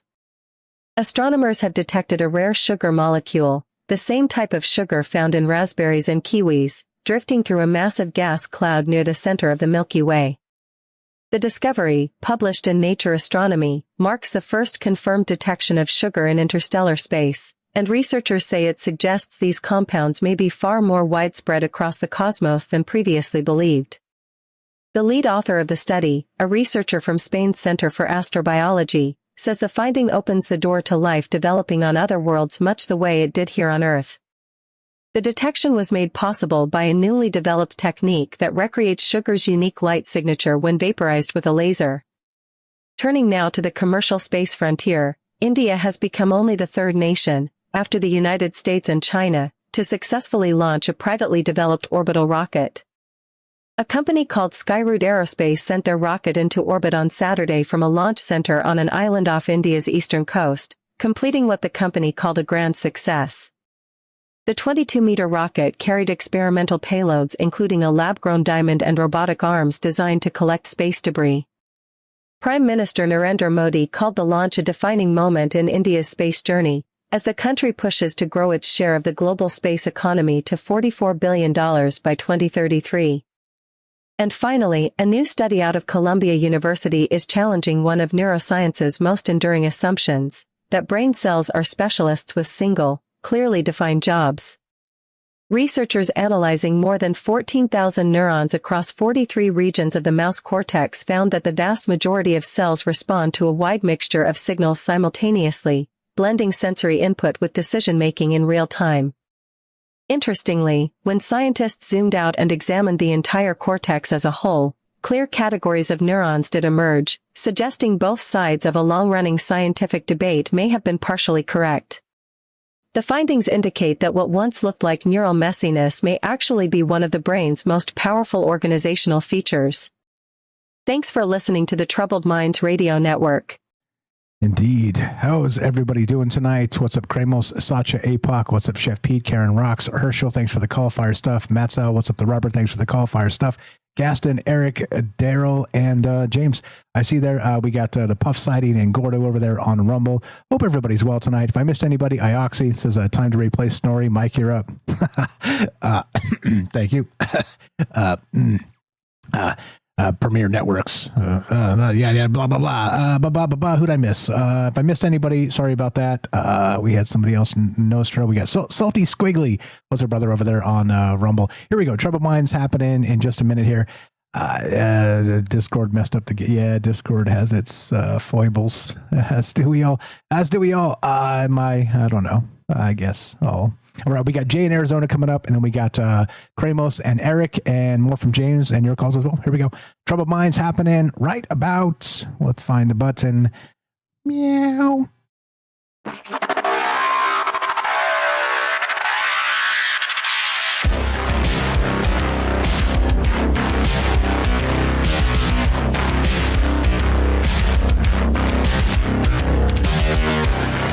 Welcome back to Troubled Minds. I'm your host, Michael Strange. We're streaming on YouTube, Rumble, X, Twitch, and Kick. We are broadcasting live on the Troubled Minds Radio Network. That's KUAP Digital Broadcasting, and of course, 88.4 FM, Auckland, New Zealand. Tonight, we're taking your calls as we go deep. I'm calling this Imperishable Fame. The oldest trap in the world. We're talking the Odyssey, Odysseus. We're talking about lanes of... to say consciousness, lanes of fate, lanes of fate. Is it possible that we are predestined, preordained in some way in the determinism space of it's laid out for us and we just have to choose, meaning 3, 4, 5, 7, 10 lanes. There's only so many possibilities that can happen to us in our lifetime. And I know, look, it seems ridiculous. It really does. And so don't get me wrong on that I'm like, that I'm such a weirdo that I can't recognize that some of the ideas that we talk about are specifically weird, right? But this has been a question that's been asked for thousands of years. And that's the point, is that, okay, so if this is a question that's been asked forever, it's something we still wonder about, it's something we still consider. What the hell does it mean in 2026? And this idea of the imperishable fame is certainly Achilles, certainly Odysseus, and certainly both of Homer's massive epics, but also they took different paths as part of it, and both achieved that level of actual immortality, bardic immortality, one way or the other. I don't know. It's a weird thing to consider, but I do think it's important to look at it in terms of social media, in terms of the 2026 space, in terms of what we know and what we don't know about ourselves, and what comes next. You guys are the best. James, anything to add? And we'll go to Jay in Arizona. Welcome back. Thanks for being cool and chill and patient. Oh, no problem. Nothing much to add. Just great call from Robert. And again, I want to thank Robert for all those kind words, because I won't say the same thing again, but I can promise you it's to me, writing is hard. So appreciate all the kind words. Writing is definitely hard. Like I said, if it's funny when you think of it outside of the writing space, you're like, well, that's easy. I could write the great American novel. Well, go create the characters and write the dialogue, and then see how wooden it sounds reading it back to yourself. It's hard. Writing is definitely hard. 702-857-6939. Click the Discord link at troubleminds.org. We'll put you on the show. It's as easy as that. Thanks for being patient, my man. He's been waiting a long time. Jay in Arizona, you're on Trouble Minds with Mike and James. How are you, sir? We're talking fate tonight. What do you got for us? Go right ahead. Do I have a clear connection? Just making sure. Yeah, you dropped a bunch of times. I've just been deleting all the other ones, but you sound good right now. Everything's coming through. Go right ahead. What do you got for us? Thanks again, man, for doing what you do. And I'm still trying to catch up. I caught the episode regarding gravity, and I guess it kind of intertwines with today's topic. But I guess real quick, touching on that episode of gravity, me being a skydiver is kind of interesting. A lot of your callers on that show had valid points, I guess, from researchers. And one of them back in the day when I was skydiving, I would usually go and I'd probably do like 4 to 7 jumps a day and then call it a day and go home. And when I used to get my blood work, they told me my hemoglobin went really high during that kind of timeline of my life when I was more active in the skies, I guess. It's kind of interesting. I don't know. It does affect the body in different ways. And then I forgot what else you said about gravity in the other one, but it was just kind of an interesting topic just in general. And I guess somebody that's personally experienced, I guess the best way I could put it, it's going to sound funny, but like fate, like when you just jump, I mean, you have a backup, you have a reserve, but at the same time, it's, you got to trust the process, you know what I mean? And just to let go and free fall, I can't explain. I don't know if you guys ever saw the original Point Break with Patrick Swayze. He said it best. He said some guys jab a vein to get high, some snort to get high, and then other guys just jump. But it's one of the most euphoric and I would say natural rushes that human can kind of simulate. But I don't know, like I said, and then also too, I think it was James or somebody that said too, after they had certain experiences, whether near death or whatever, getting very tired. And that's what happens a lot in skydiving.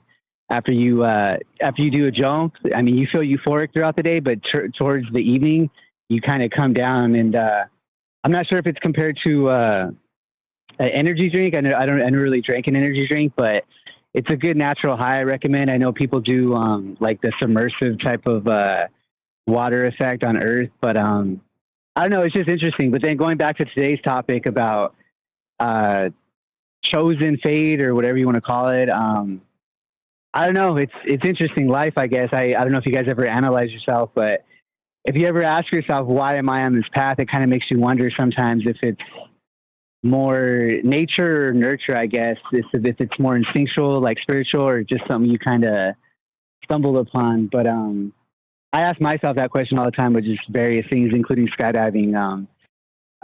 Sometimes you'll see patterns within yourself that you don't get from others, whether it's relatives or whatever. And that, I think that's kind of a hint towards more whatever you're destined for, something that's like a non-pattern within the lineage of where you come from.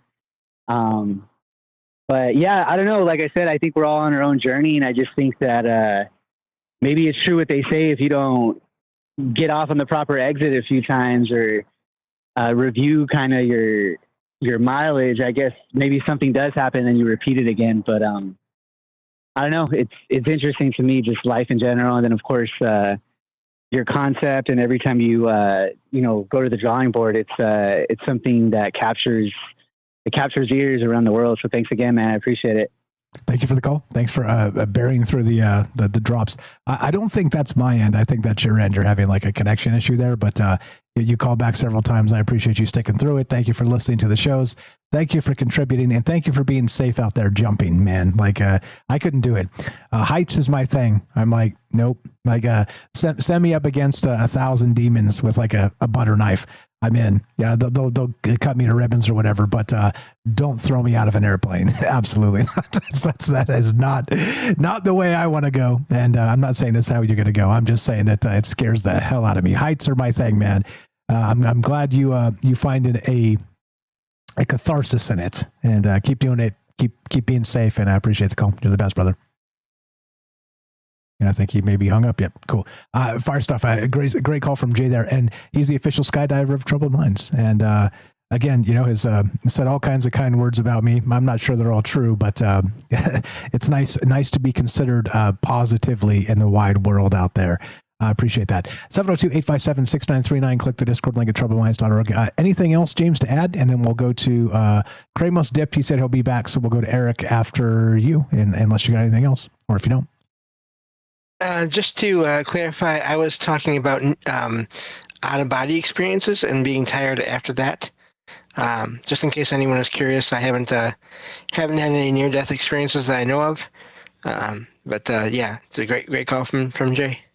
Yeah, absolutely. And yeah, so the adrenaline dump aspect is, kind of exhausts you. Your body is just right. Like it's done all the things you've gained the euphoria, the danger, the excitement, the moment. And then I can see just kind of being drained after the fact. It's kind of what happened. It doesn't happen anymore, 'cause I'm so kind of used to doing this.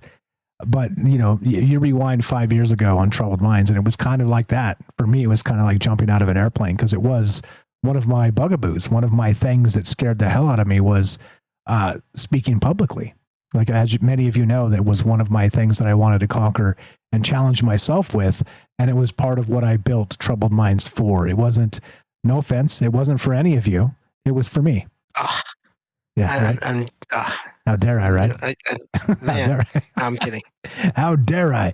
But it was one of those things, and I don't know. Like I can ramble on about that, but it's less interesting than the things you got to add. So I appreciate it very much. Anything else, James? And then we'll go to Kramos and then Eric, and we'll wrap this up.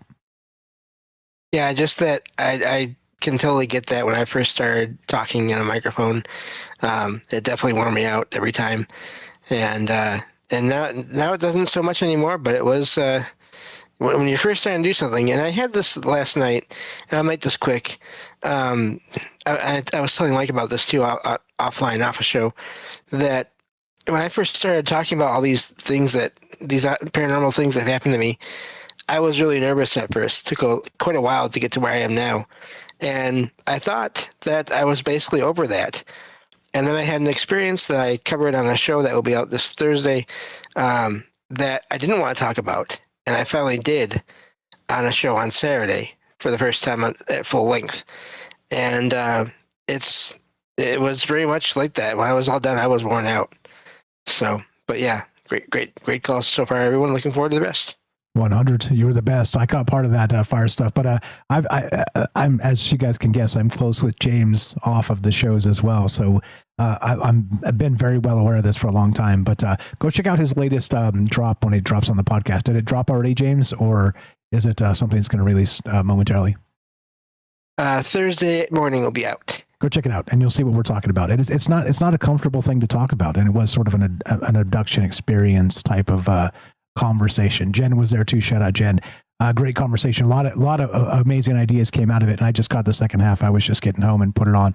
Love to hear your thoughts. We're talking Fate tonight. 702-857-6939. Click the Discord link at troubledminds.org. By the way, that was salsidoparanormal.com is where you can find all that. SALSIDO paranormal.com. Kramos, what's up, brother? Thanks for popping back in here. Hang tight, Eric. We'll get to and wrap up with you.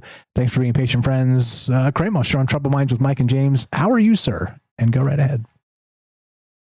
Fine, thank you. How are you, Michael and James and everyone? Well, how are your families? Doing pretty good. Thank you for asking. And I hope yours as well. Thank you, my friend. I'm going to make it very short. About fate, I think we don't build nothing. We don't build anything. I think fate, it's a concept to relieve human anxiety. I think life is an endless chain of different circumstances. So the only thing that we can do is to decide which circumstance to inhabit. But the circumstances are already built. So with the topic, it reminds me to my university studies of audiovisual communication when I learned how to write scripts, narratives of film, etc. And I needed to read the Poetic of Aristoteles. And there's a very interesting part of the Aristoteles Poetic that is called The Beauty of the Elephant. So I can see the beauty of the elephant if I start looking at the tail, then the stomach, then the head. Or I can start with the head, then the tail, then the stomach. So the order doesn't matter because I will see finally the beauty of the elephant. And about that and about writing, there's a concept that I learned that is called the lines. So in the literature on theory of creative writing, the exercise of the lines often link it to the concept of mental reliance or stream of consciousness. Does not refer to a simple distraction, but to a deliberate technique of literary exploration and inspiration. So this teacher taught me how to write without thinking. Just start like vomiting, writing about anything. And then he taught me how to build a story out of it. So with that being said, about the fame, I want to end my idea with a little text that I wrote years ago. If you let me, Michael? Yeah, of course. Of course. Love to hear it. The title is The Scar and the Skin. And it says, we all have scars, not necessarily on the skin, although many decide for that place. Why that place? Does the place matter? I curse the stranger who fixates on the surface. I curse the families who judge by what they see because they don't stop. Judgment is the easiest thing.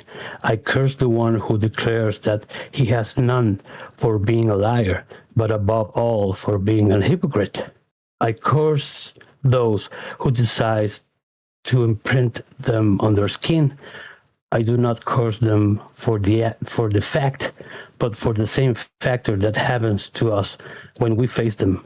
Do not wait and know the value of the arrest.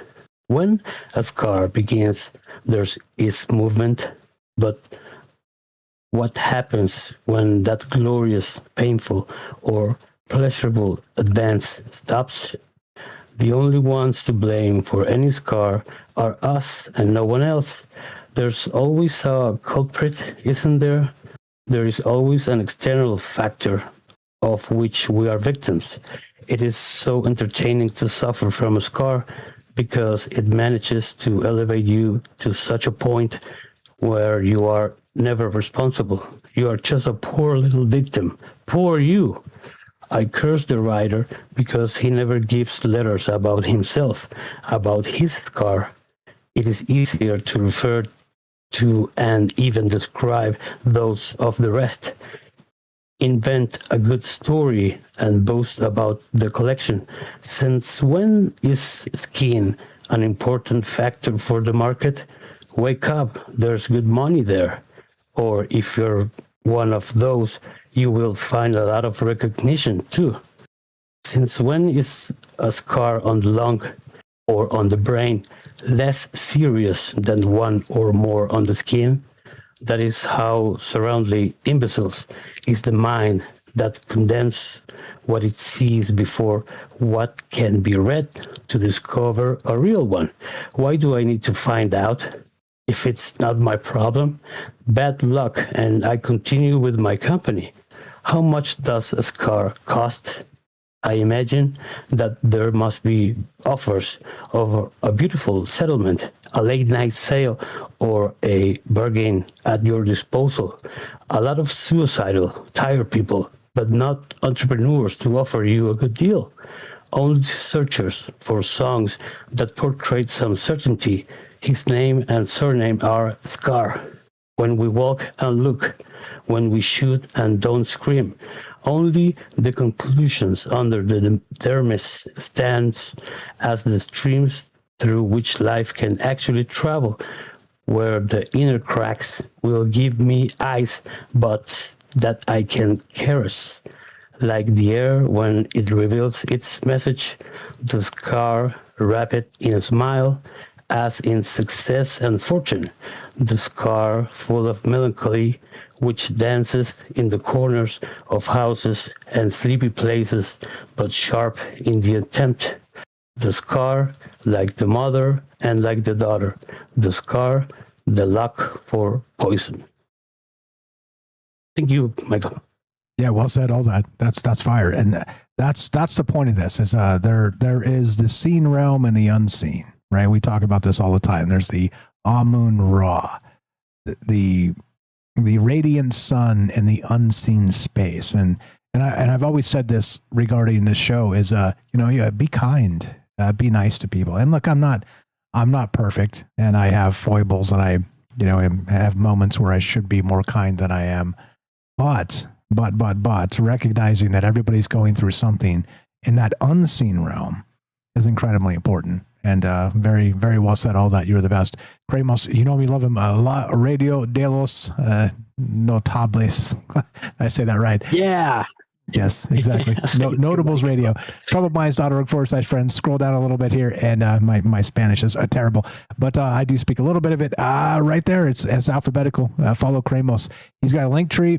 Please click it. Look right up there. It's not terrible, man. Your pronunciation is very good. La radio de los notables, notable radio. Yeah, that's totally what I said. That's totally what I said.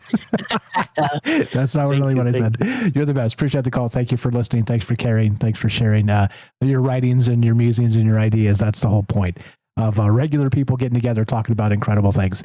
We're talking not fame, not fortune. We're talking destiny. We're talking fate. How do you feel about it? And look, personally, it makes me a little irritated, to be honest. I don't like the fact that just maybe there's a like an actual situation happening where I'm predestined to anything. I like the idea that there's something happening where I can be malleable and adapt to what's happening around me and make things for myself. But of course, it's a fool's errand in the sense that you can't really mold the cosmic, can you? Or can you? And I know some people suggest you can. So, yeah. Anything to add, James? We'll go to Eric and we'll wrap this up. Great to hear from Kramos. And as usual, for all those questions, I don't know.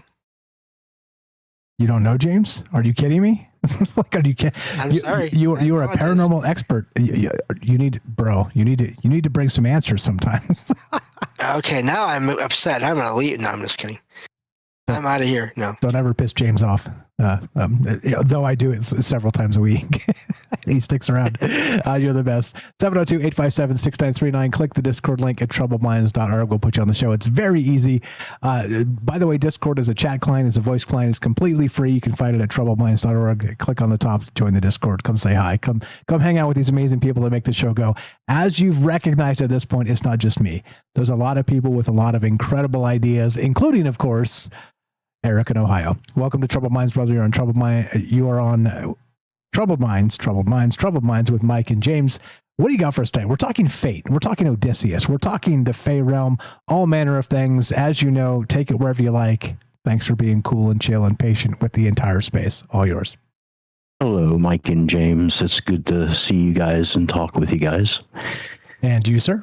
Welcome. Thank you for popping in. What do you got for us? I'm sure you probably are tuned in to the Homer epics of the Iliad and the Odyssey. Tons of stuff in play, right? A few times. Yeah, right. Tons of stuff in play here. And when we're talking fate, what does that mean? But you, as you know, take it wherever you like. Okay, yes, because first I gotta say I would like some of the kiwi flavored space cloud that I heard about on the news program. Yeah, cool. Yeah, I'm into that. I'm into that. Your news program said that they found kiwi sugar flavor in a space cloud, and I think that's pretty cool. I'd like to have some of that. So do we taste that or we snort that? Like, how do we consume that? How does that happen? Hey man, they said it was sugar. I assume you taste it. That's the only thing I've ever done with sugar. I'm just asking. I'm asking for a friend. I don't really know. Right. And I also want to say that you and James are two of the finest humans I've ever had the pleasure to interact with, and I appreciate both of you, and I'm happy that both of you share the best of what you are with everybody. I know that, both of you guys have trials and tribulations and sometimes get burnt out with the world and the reflection of it through your programs, but you guys still trudge on, and I appreciate that, and I'm sure other people do as well. And I think both of you make an effort to show the best of humanity possible, regardless of what the topic of the show is. And that's what I appreciate most about coming to this conversation every time. Thank you. Appreciate that. That means a lot. And I would venture so far as to say you're probably not the only one that recognizes. So don't forget, we're all human, and it's not easy sometimes. But thank you for that. Yes, thank you. Yeah, no problem, man. I just wanted to set that down there. As far as fate and destiny goes, I mean, earlier I was thinking of Hannibal. He pledged at the idol of Baal, Baal, that he was going to be an enemy of Rome for his entire life because he's seen his father have to walk away in defeat because of Carthage being broke, and then later had to see the Romans come in and take islands off the southern coast of Sicily and Corsica. And so he was that was at 9 when he made that oath to Baal. And when he was 26, he marched elephants across the Alps and into Rome and during the Second Punic War and caused all kinds of trouble for Rome. Unfortunately, he did not win, though. As many do not. No, not against Rome. Unfortunately, when there is a zero-sum game of war, there is a winner and there is a loser. Shout out Lily in Australia. Go get your kitty. Thanks for joining us and thanks for being part of this. Go ahead, sir. one of the things when we was reading the Iliad and the Odyssey, especially in terms of the Iliad, was the cycle of hubris, arte, nemesis, and Tisis, which are how the ancient Greeks tried to keep themselves from overstepping their bounds. Hubris, for instance, was what Agamemnon had done when he stripped Achilles of his time and, you know, his rightful honor. And Achilles' wrath followed, you know, accordingly. But eventually he decided he wasn't going to fight the one-off situation with just two guys. He was not going to do that. And that's when Achilles started approaching hubris. He was having many men die for his pride and his honor of not going and doing this battle with Hector until, of course, Hector killed his cousin, right? And then Achilles started to approach hubris again when he defeated Hector and drug Hector's body around the walls of Troy. It was so bad that even Apollo in the book openly criticized what Achilles was doing. It was as if he was putting himself above the fate of the death of a mortal by not allowing it to be buried. And so his nemesis starts to unfold at this point. But before he reached the final conclusion of Tisis, he relented when Hermes gave Priam passage from the walls of Troy to the tent of Achilles, safe passage by Hermes. And Priam begged Hermes to give his son's body back so it could have the appropriate burial. And it was such a honest plea that Zeus commanded Achilles to surrender the body. And that was kind of like the last step. If he didn't do it, he was going to go down in flames with Tisis, right? But he relented and he gave the body back. And one of the things that this, you know, this cycle of hubris, arte, nemesis, and Tisis can be mitigated by is basically this concept that's part of that called Sephirosign. And Sephirosign is basically your ability of moderation and self-restraint, knowing your limits, knowing the boundaries of mortals and that sort of thing, where Achilles seek to circumvent a lot of these boundaries by transcending death through memory. Odysseus tried to transcend it through immortality. And he, as you had pointed out, he was offered immortality in actually a lot of different ways, like certainly with Calypso and the goddess offering him that directly, but also like when he came across the Lotus Eaters, or his men did. It was usually his men that was getting into the issues and the problems. You know, the easy life of the Lotus Eaters, where you didn't have to work and you just sat around and got high all day, essentially was compelling to his men, and he had to gather them up and take them out of there. Just like the Siren's Call was seductive to his men, and he had to tie people to the mast and stuff things in their ears so that they couldn't hear this call. I mean, everything was essentially trying to stop him from getting home to where Home and Hearth and his wife was at. And all these offers were, you know, given to him to keep him from going home. To, you know, it's better to stay here and be a god, or it's better to stay here and have the easy life. Or he's even, of course, captured by Polymetheus, which was the Cyclops, which is the son of Poseidon, and had to give him a pharmaca, which was a type of drug, to basically get him screwed up so that they could escape.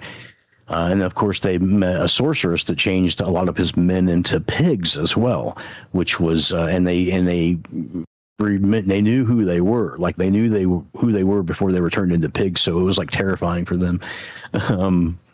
So, yeah, and I think it took him like 7 years. He was going through the Cyclades, right? He was the Cyclades between Greece and where Troy was at, which is just a whole bunch of islands and stuff. The Cyclades is also where the Phoenicians came from. But, yeah, it's really interesting.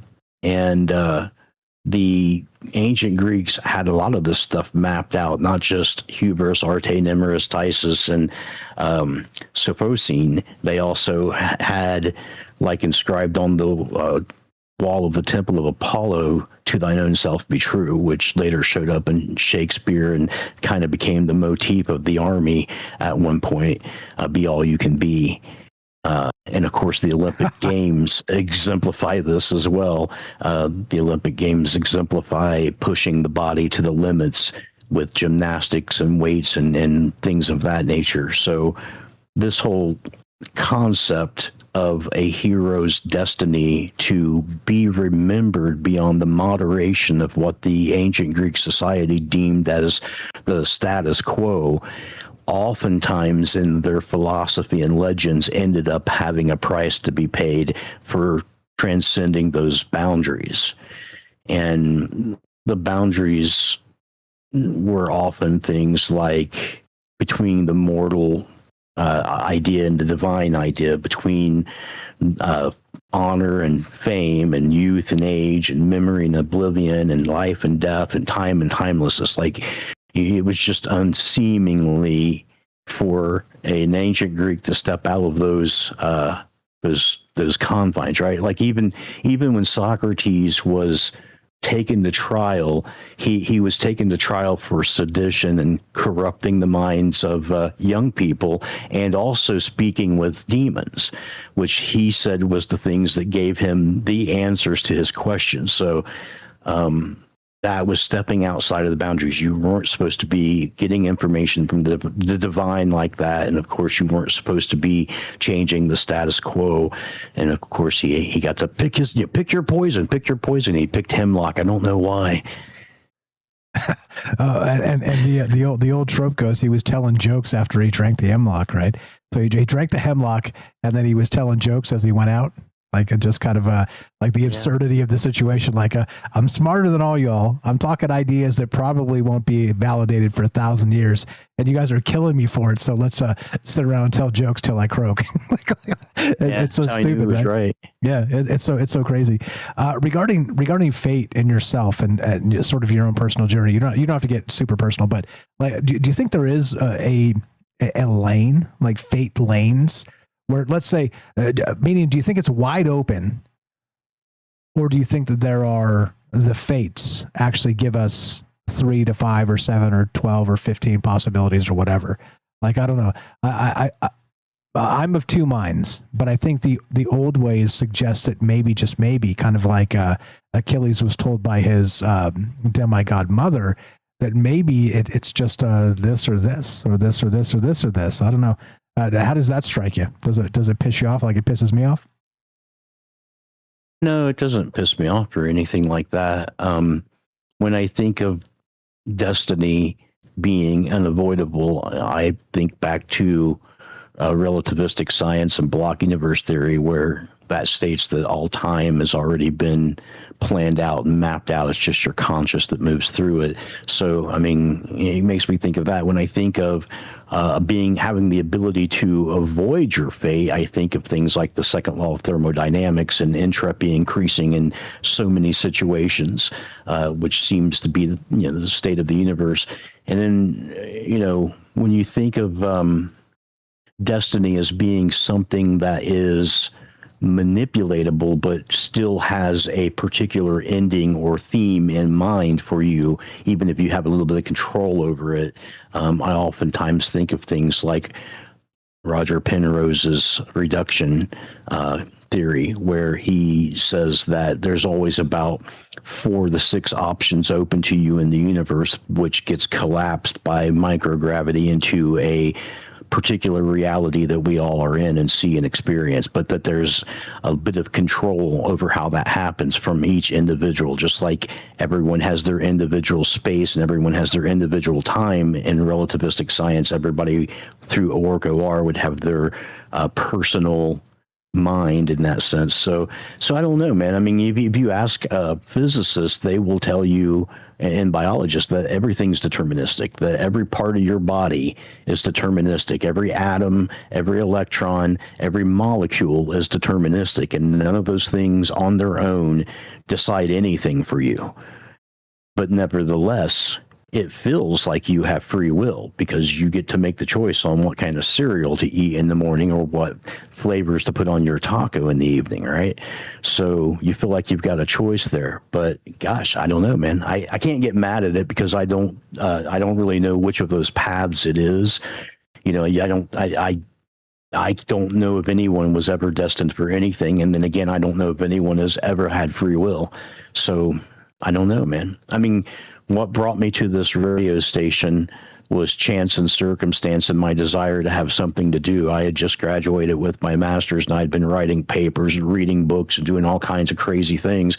And all of a sudden I didn't have any of that to do and nothing to do. And I didn't even have a job or nothing. I was like, holy cow, I got to do something with my time. I got to find, something going on. So I went out and started looking. And the first night I found you guys, I called in because you guys were talking about D&D and Gary Gygax. And so I called in, man. And so was that fated? Was it fated that, and how much was it fated, right? Was it fated to the extent of detail that I was definitely going to be graduating? It was going to be that time and it was going to align with the topic that you were talking about. And I was going to be able to call in, because the show was constructed in that way. Or is it chance and circumstance, right? Is it that I was casting a wide net? I was looking for something specific or something caught my eye because of my background? As you have often said, brother from another mother, indicating that there's a lot of similarity in the background that we share, which is true, but not necessarily unique, even as you pointed out about not having a broken bone. Yeah. We'll get to that. I think it's a contentious space, the gate program and the broken bone and the pink drink and like all the stuff. It's super weird. And Eric has talked about that a little bit privately, so I'm not going to divulge more, but at some point we're going to get to that. So I'll say this, I do have hazel eyes and I've never broken a bone, whatever that means to anybody out there. But you too? Is that destiny? Is that destiny? Yeah. I don't know. I don't know. Is that destiny or similar background? Yeah. That made me feel better to know that. I've had fierce concussions by some like hoodlum on like a playground, that probably should be in jail for assault and attempted murder. You know what I mean? Like this type of stuff like this. Some of these kids are just like ridiculous, but anyway, I digress. I want to go back and find that MFer and I want to do 2026 Nevada things to him. Anyway, he's probably in jail or dead at this point. Cause yeah, probably. Yeah. Just let that go. He's probably destroyed himself already. Yeah, exactly. Like people that act like that. Exactly. He chose his path. Right. And so that path, and I think that's the point. Is so when you're drawing the spaces of destiny, certainly the nature nurture spot comes into play. But I think beyond that, clearly we always have the break and the reversal, right? A recognition in a moment that changes us forever. And sometimes that epiphany is good, and sometimes that epiphany, will turn us into like the next mass murderer. I'm not saying anybody here is a mass murderer, but you know what I mean? Like what turns those people into those monsters is, it might be an epiphany moment to them where they recognize something really, really, really dark. I don't know. Like I'm not trying to turn this into a true crime episode, but I mean, this is, hey, me, I'm a white pilled guy and I'm trying to be like, hey, as positive as possible for myself and for you and everybody out there, because it's important, because so much is negative. And so, PSA, can we please not become serial killers? What else you got, brother? We got Karen on the line behind you. So final thought, if you would be so kind. I'm good. I don't even have a final thought, I don't think. Okay. Well, Jerry Springer was always good with that, but say all of my stupid stuff up front, so I don't know. I don't have anything. No, there's no stupid stuff here. No fire stuff. I appreciate it. And certainly Gary Gygax brought us together. I don't think there's any doubt about that, which is super cool. Like, and those are those sort of destiny moments, like where you kind of ask yourself, like what made this, what made us, what brought this together, all of these amazing people. There's a lot that goes into it. And so it's complicated. And that's why these conversations are so compelling, in my opinion. That's it. You're the best, brother. Appreciate you very much. Thanks for popping in here. Thanks for the fire ideas as usual. And thanks for being you. Bye. Have a great night. We love him. Eric in Ohio. TroubledMinds.org/friends. Scroll down a little bit. It is alphabetical. Let me kill that. Why is this not showing up? This is weird. That one. There it is. That was in the way. Right there. TroubledMinds.org/friends. Scroll down a little bit. It's Eric right there on top. Alphabetical. It's all alphabetical. So we're all Knights of the Round Table. Knights of the Round. 702-857-6939. Click the Discord link at TroubledMinds.org. What do you know about fate and destiny? It doesn't piss you off as much as it pisses me off that we're preordained to do things that maybe we never dreamed. Anything to add, James? And we'll go to Karen and we'll wrap it up. Yeah, I kind of agree with the pissed off thing about a lot of things, but that's okay. This is not the space where I have to or want to deal with that. So, great call so far. Looking forward to the rest of the show here. Rage on, brother. give us the rage. 702-857-6939. Click the Discord link at TroubledMinds.org. Karen of Knights of the Storm, welcome. You're on Troubled Minds. How do you feel about fate? Welcome to the thing. I hope you are well tonight. I am, thanks. I didn't hear the whole show, but the topic really strikes a chord with me. I also, the idea of fate kind of ticks me off a bit too. I tend to believe more in destiny and I did look those both up just in the last half hour when I was listening to you. Is there a difference between fate and destiny, and what would it be? And it just the quick search would indicate that it's kind of the way that I thought it is, that fate is predestined, which would make this whole ordeal pointless, because let's face it, life is a journey, and a lot of it is boredom, doldrum, routine, learning our lessons, overcoming issues, overcoming problems, suffering, physical suffering with loss, trauma, tragedy, all of these circumstances throughout life, which make it such a rewarding experience if you are fortunate enough to be able to look at that way. And hopefully we'll all look at that way when we move on into the next realm. We'll look back and find this all useful and rewarding and helpful as far as our growth goes, and shining up our diamond, so to speak, getting kind of moving closer to the higher, a higher self, or a more refined soul. But the idea of just coming here and going through the motions of something that's predetermined is just infuriating to me. So I refuse to believe that, and I tend to lean more toward we have choices, we have paths that we choose, I do think that we have people that we're destined to meet, and situations we're destined to face and make choices with.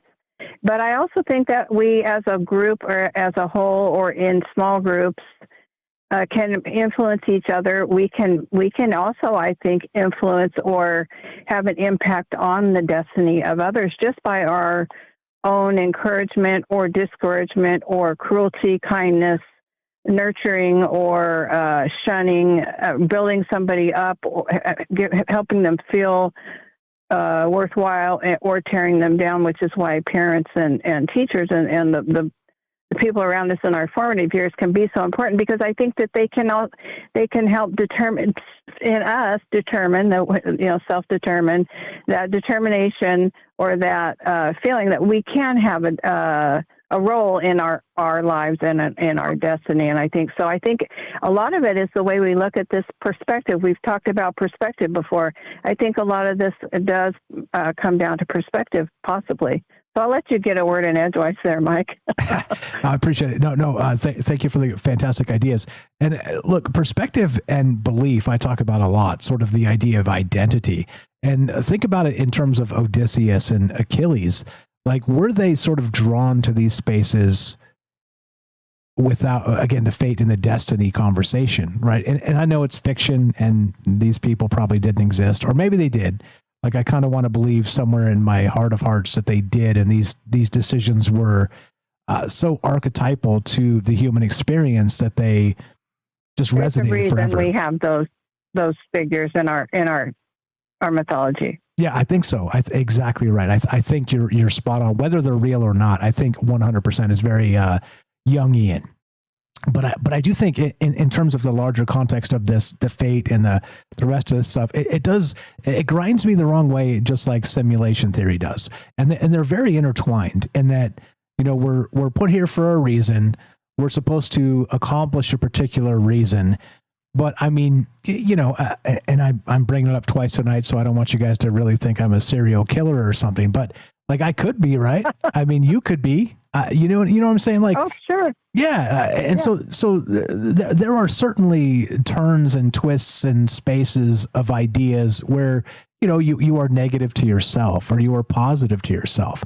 And I think this is why these spaces like Troubled Minds and other places like Knights of the Storm are so important, because we're able to talk to each other freely, positively, outside of the space of the negative doom scroll of we're supposed to be black-pilled in every space because we're told to. Hey, stop it. Look, we can be positive. We can notice the gems in each other and recognize that, hey, nobody's perfect, but also some of us are trying a little harder to be perfect than others. And it's just, and look, I'll speak for myself. I try really hard to be kind and generous as much as possible. I'm not perfect, but also I'm trying to be. And so, right, that counts for something. And when you talk about not just art, not just ideas, not just fate and where we come from and where we're going, like you said very smartly, and I agree with you 100%. Sometimes somebody out there needs to hear a positive sentiment from somebody. And if we're not saying it, who the hell's saying it? And that's what this is all about, in my opinion. And on Mike, my philosophy is the golden rule, basically. And I think that if we all live that way or do our best to treat each other the way that we would like to be treated, that's generally a good way to go about living. But we also, I think probably some of us,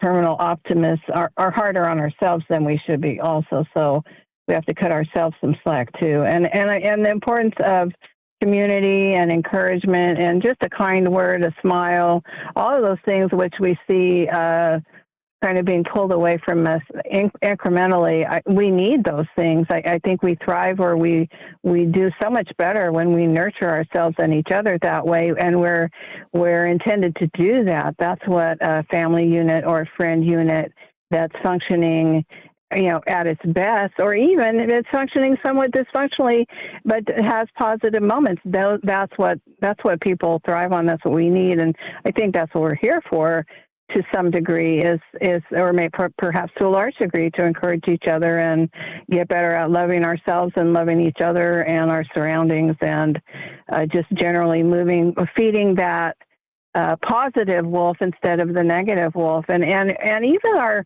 the horrible things we go through or the choices that we make, we have the choice. We do have those choices to make, and sometimes we can also help each other when we've made bad choices. And I think that it's important to try to make that effort. But I do think, like I said, that there are things that we're destined to do, or people there are synchronicities, or some people that perhaps it is some amount of fate involved in some life junctures, or some of the circumstances we are born into or that happen upon us. But generally speaking, I think that we also have choices, and we have decisions that we can make, and our perspective makes a difference. And those that we choose to surround ourselves with, the places, the way that we feed our minds and our souls, that what we take in, that all matters, and that we can but perhaps I'm just being the optimist there, but that's the way I choose to look at it. How dare you? Also, I'm on Team Optimist. We're on the same team. I got a question for you real quick before we wrap this up. What happened to what I didn't follow up? Shame on me. What happened to the kitty that was stuck? Did you ever get the kitty unstuck? Oh my goodness gracious. That kitty, I live in California, so the air quality standards are very strict, and some might say, too much so. But this fireplace insert had been certified and sealed, and we ended up having to break that seal and pull that heavy fireplace insert out. So in order to use it again, we did get the kitty out, but we will have to have it recertified by the Air Quality Board to use it again. So there's a good chance we'll never use it again. But the kitty came first. Yes. At least the kitty got stuck behind the thing, and this was a couple weeks back or whatever. And so I just wanted to make sure the kitty's okay. So that cat was stuck for 24 hours, and I finally said, we've got to get that cat out of there. So we money aside, we got that cat out. There you go. Thanks for asking. What a great memory you have. See, that's an example of a kind person who takes an interest in others. Good way to go. Hey, I'm not a psychopath. I promise you. I promise you I'm not. Appreciate the call. You're the best. Keep lighting the fire over there on Nights of the Storm with Ashley and the real JB, Jason Barker. Appreciate you guys very much. Okay. Thank you for listening. Thank you for caring. All right. Thanks for the fire ideas. You have a great night. All right. Thanks. Take care. That's Karen of Nights of the Storm. You know what to do? Nights of the Storm. I'll tell you right here. You go to troubledminds.org/friends. I'm like a broken record, right? I'm like a broken record. Yeah, help our friends. That's what the point of all this is. Scroll down a little bit. It says, actually, in this one, I need to put Nights of the Storm, but it says follow Jason right there. So Jason, real JB, Jason Barker, follow that. That will give you the link tree and all the Nights of the Storm stuff, because that's what this is all about. It's about not just the Nights of the Storm specifically. I love the name.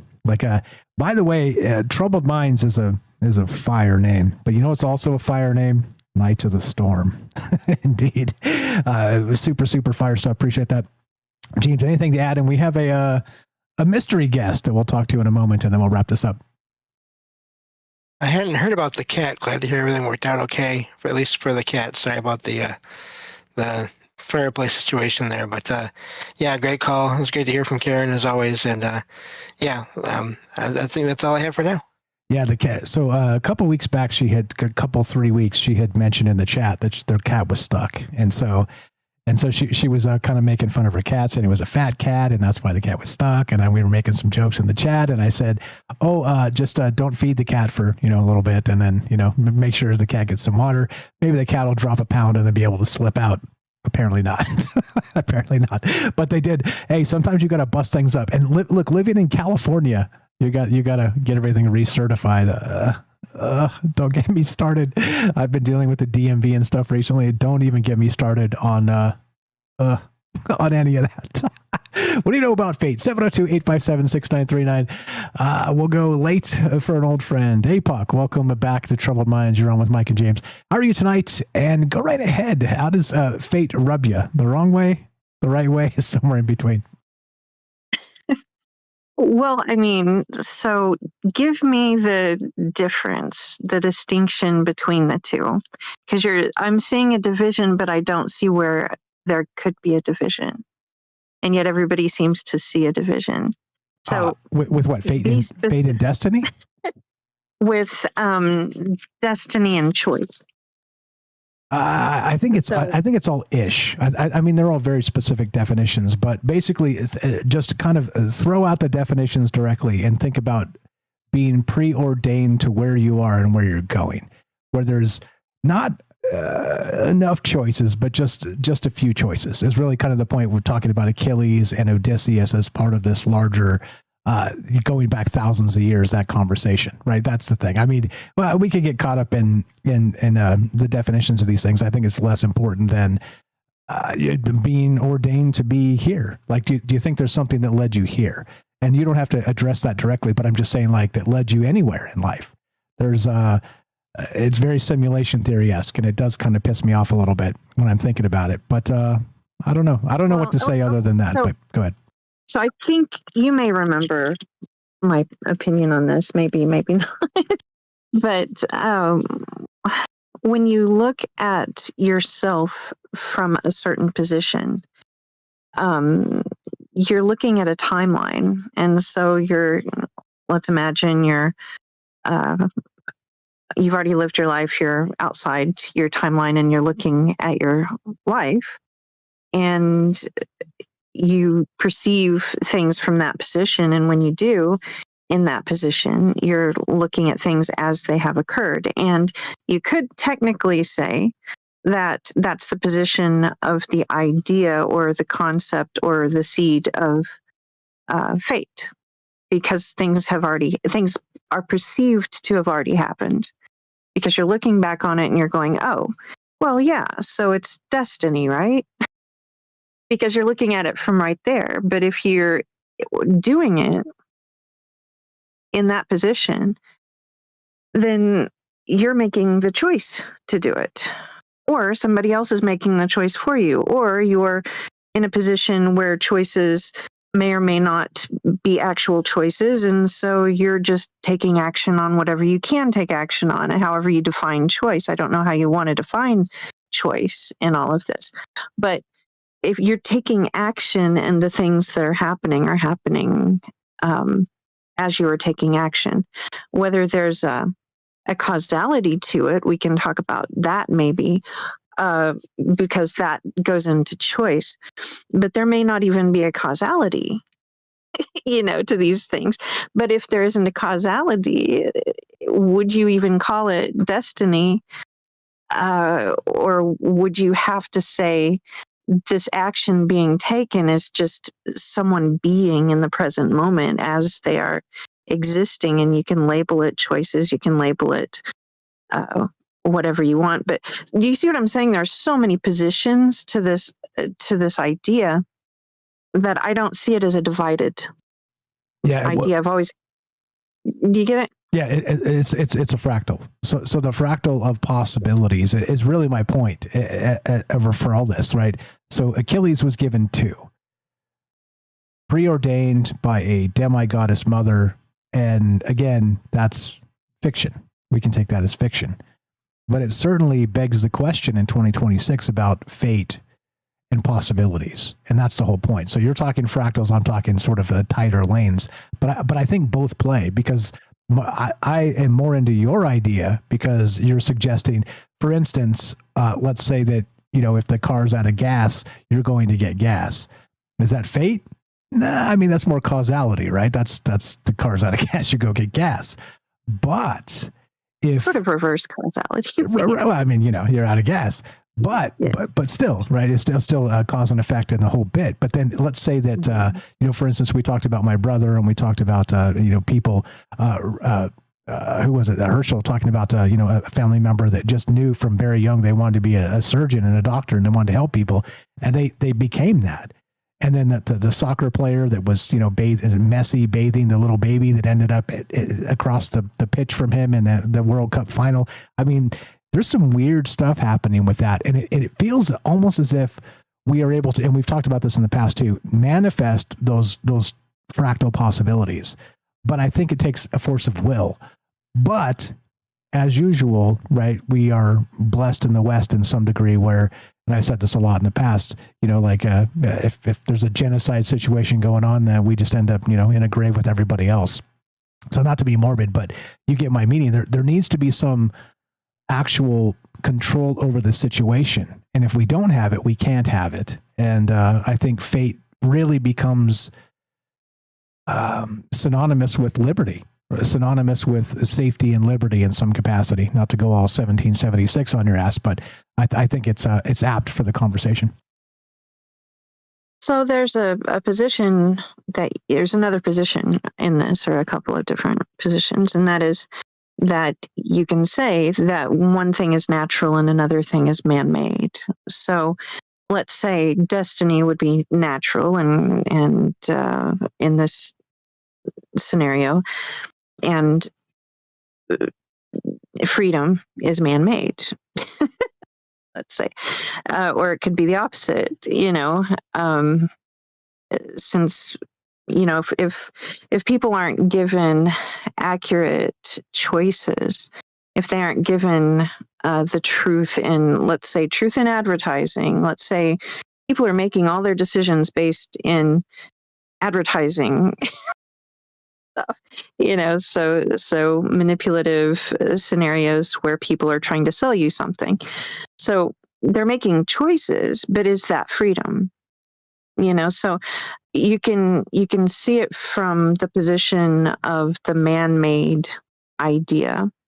You can see it from the position of the natural phenomena, which could include miracles and magic and whatever, or you can see it from the Godhead position and say, being in the here and now is putting me in a position to accept a natural way, and that way, and some people call it Tao or whatever, and that way is this coexistence between action and being, and the being and the action is the area of freedom in the fractal, where you are existing and therefore you're becoming your choices, and there you can add fate all into that because it's all happening at once. So, I mean, like I said, there are so many ways to see this.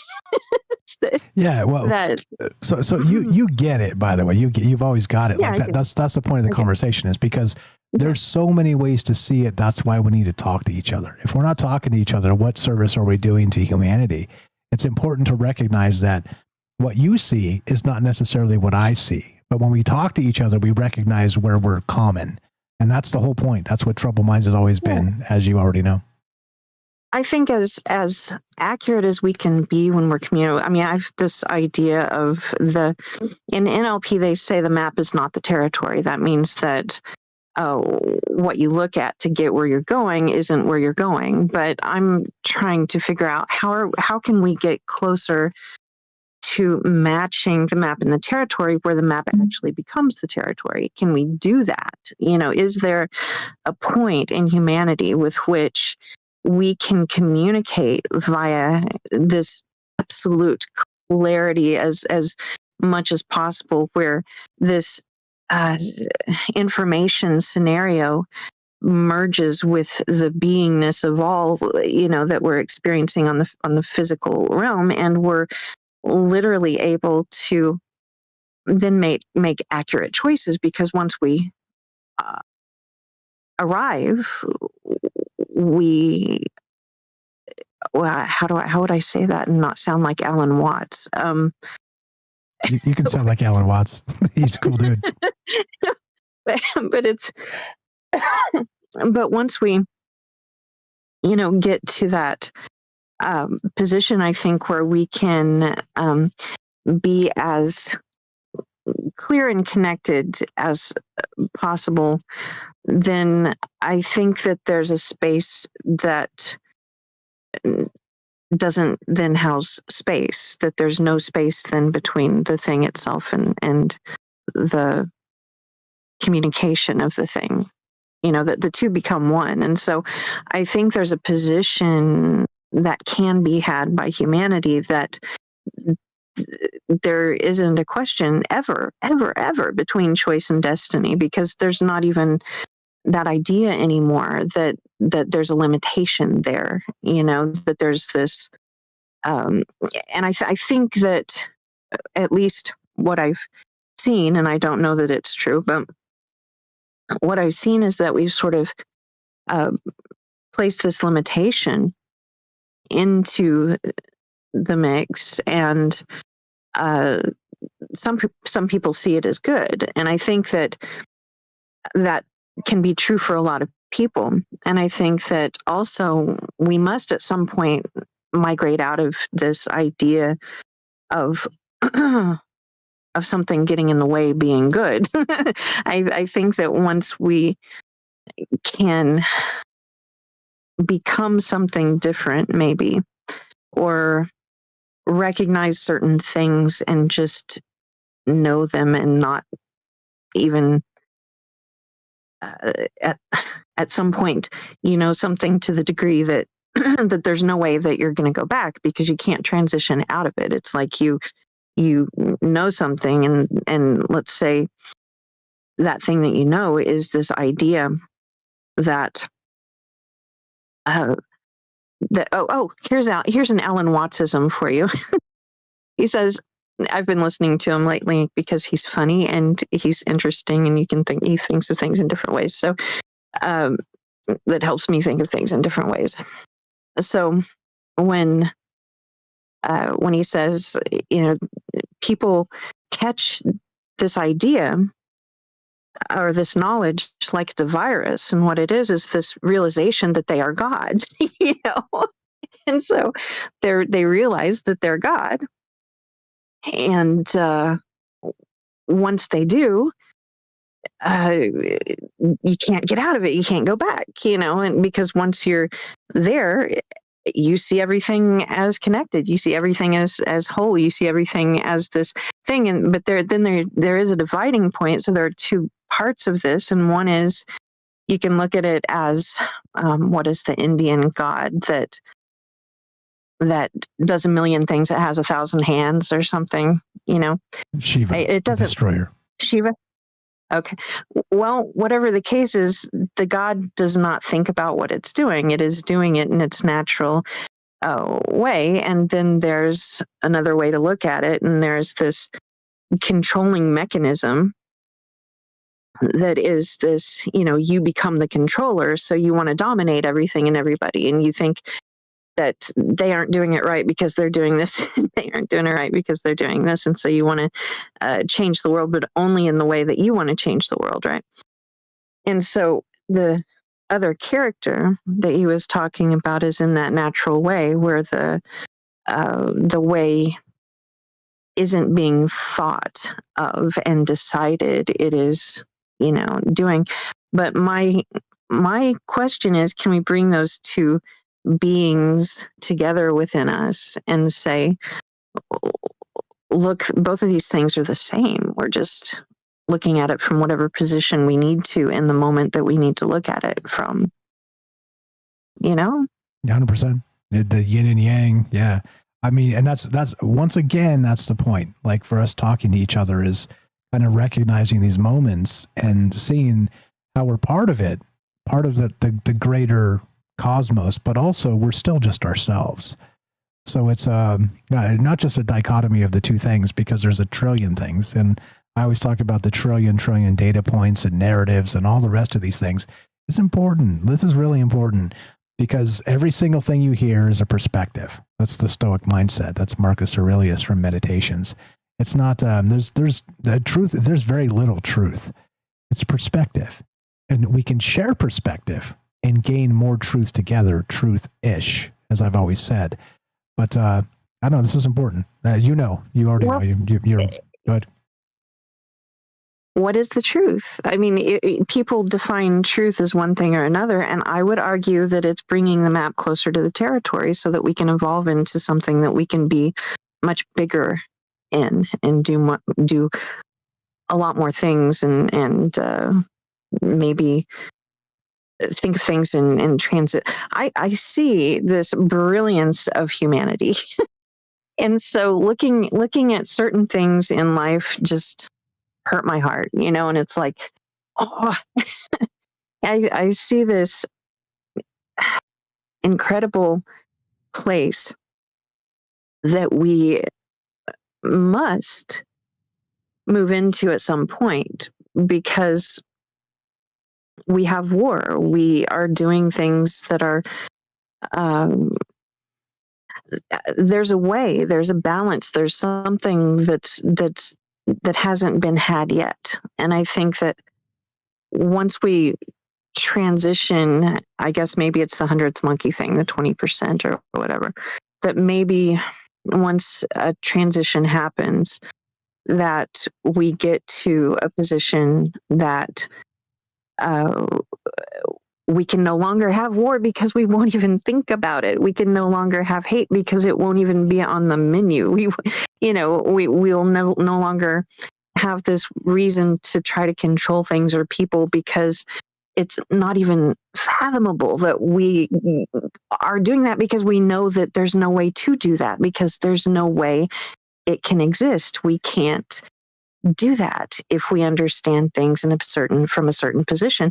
So it's like, are we ever going to get to a certain position that maybe is going to bring us to a place that we can literally be 110,000% more than what we are and still be able to maintain togetherness, a community? That's the question. That's the last piece of the question. And I think that that's the only place it can go. I'm sure Herschel has thought of a lot of these ideas because he's a creative thinker. But I see us as right now incredibly miraculous beings that are everything and nothing at the same time, and we can't divide that from itself, that we are this wholeness. And I just, I hope at some point we can stop trying to separate ourselves from ourselves. That's all. Right. The answer to that emphatically is yes, because I have to believe it to be true, because if I don't believe it to be true, I can't carry on. So the answer is emphatically yes. Go ahead and call me obtuse. I don't care. The answer is yes. A couple things come to mind. Life can only be understood backwards, but it must be lived forwards. Soren Kierkegaard, very fire idea. But also, for every shining light, there's also a reprobate out there. And so this becomes the actual conundrum, not just of modern times, but of the past, is that we need more shining lights. We need more white-pilled people. We need more people that understand that these little things do encapsulate the butterfly effect of inspiration, of moving forward in the best of us instead of the worst. That's that. Glad to have you back. Fire stuff. Appreciate you staying up late with us. And what else you got? Go ahead. Sorry it took so long. I just thought I'd pop in and say that because I thought there was a need. Hey, yeah, we need all these shining lights out there we can get. There's absolutely a need. Appreciate you very much. Thanks for staying up late. Thanks for sharing the ideas. And I agree. I do agree. Okay. Bye. You're the best. Have a good night. That's an old friend, APOC. Apocalypse Tau is the name. Search it yourself. Thank you to the people in the chat who have been linking it. troubledminds.org/friends. It's alphabetical. And if you want to game the system, you just name yourself something that starts with an A, and you'll be at the top of the list. Algorithm, Angel Wings, and APOC right there on the top. Please go follow APOC in all the places and inspire her to create more content and call in more often. And glad to have you back. Great to hear your voice. Anything to add, James? And we'll wrap this up regarding fate, destiny. Are you destined to be here tonight, James? I would say so. I mean, I'm here, so yeah, I think so. F the fates, man. I'm here, so whatever, bro. Great to hear from APOC as always. And yeah, I do agree that we need more of those. Much as I don't like light, literally, I do agree that we need those figurative lights, because there's I know myself, I don't know that I feel so shiny. I haven't felt so shiny in a long time. So yeah, always glad to be around people that can be, and I think that's an amazing thing. So thank you for having me on the show as always. You're the best. And, oops, that's the wrong button. That's the right button. The breathy song starting after James. No, hey James, and you are more of a light than you know, and that becomes really the whole point of this. Is if we don't talk to each other, you don't sort of recognize your own personal space in the larger conversation, right? Like you say, I haven't felt very light in a long time.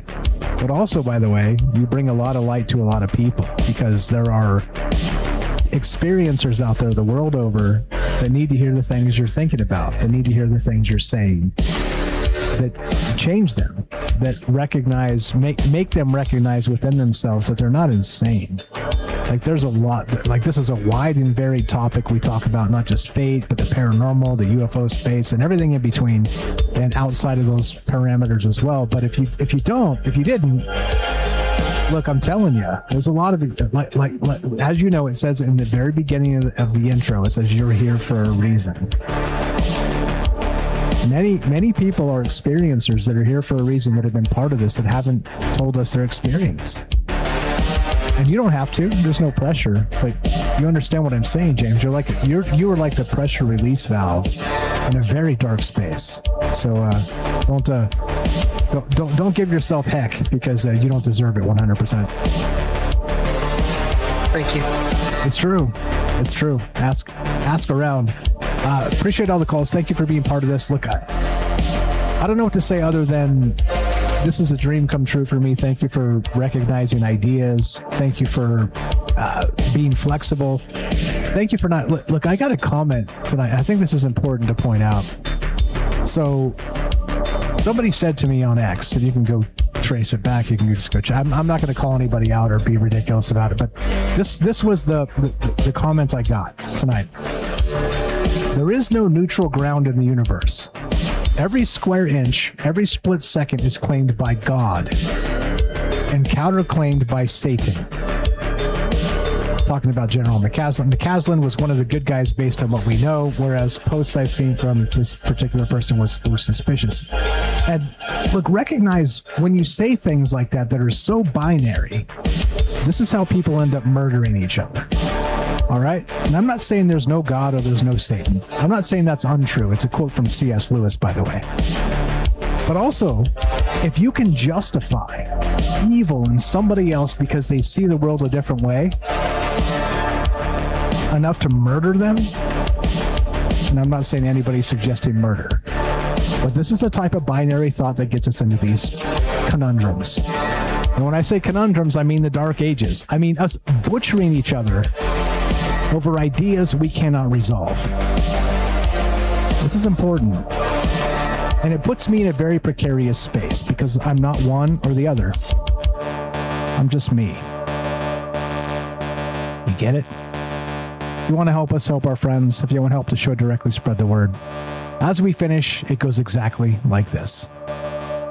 Be sure, be strong, be true.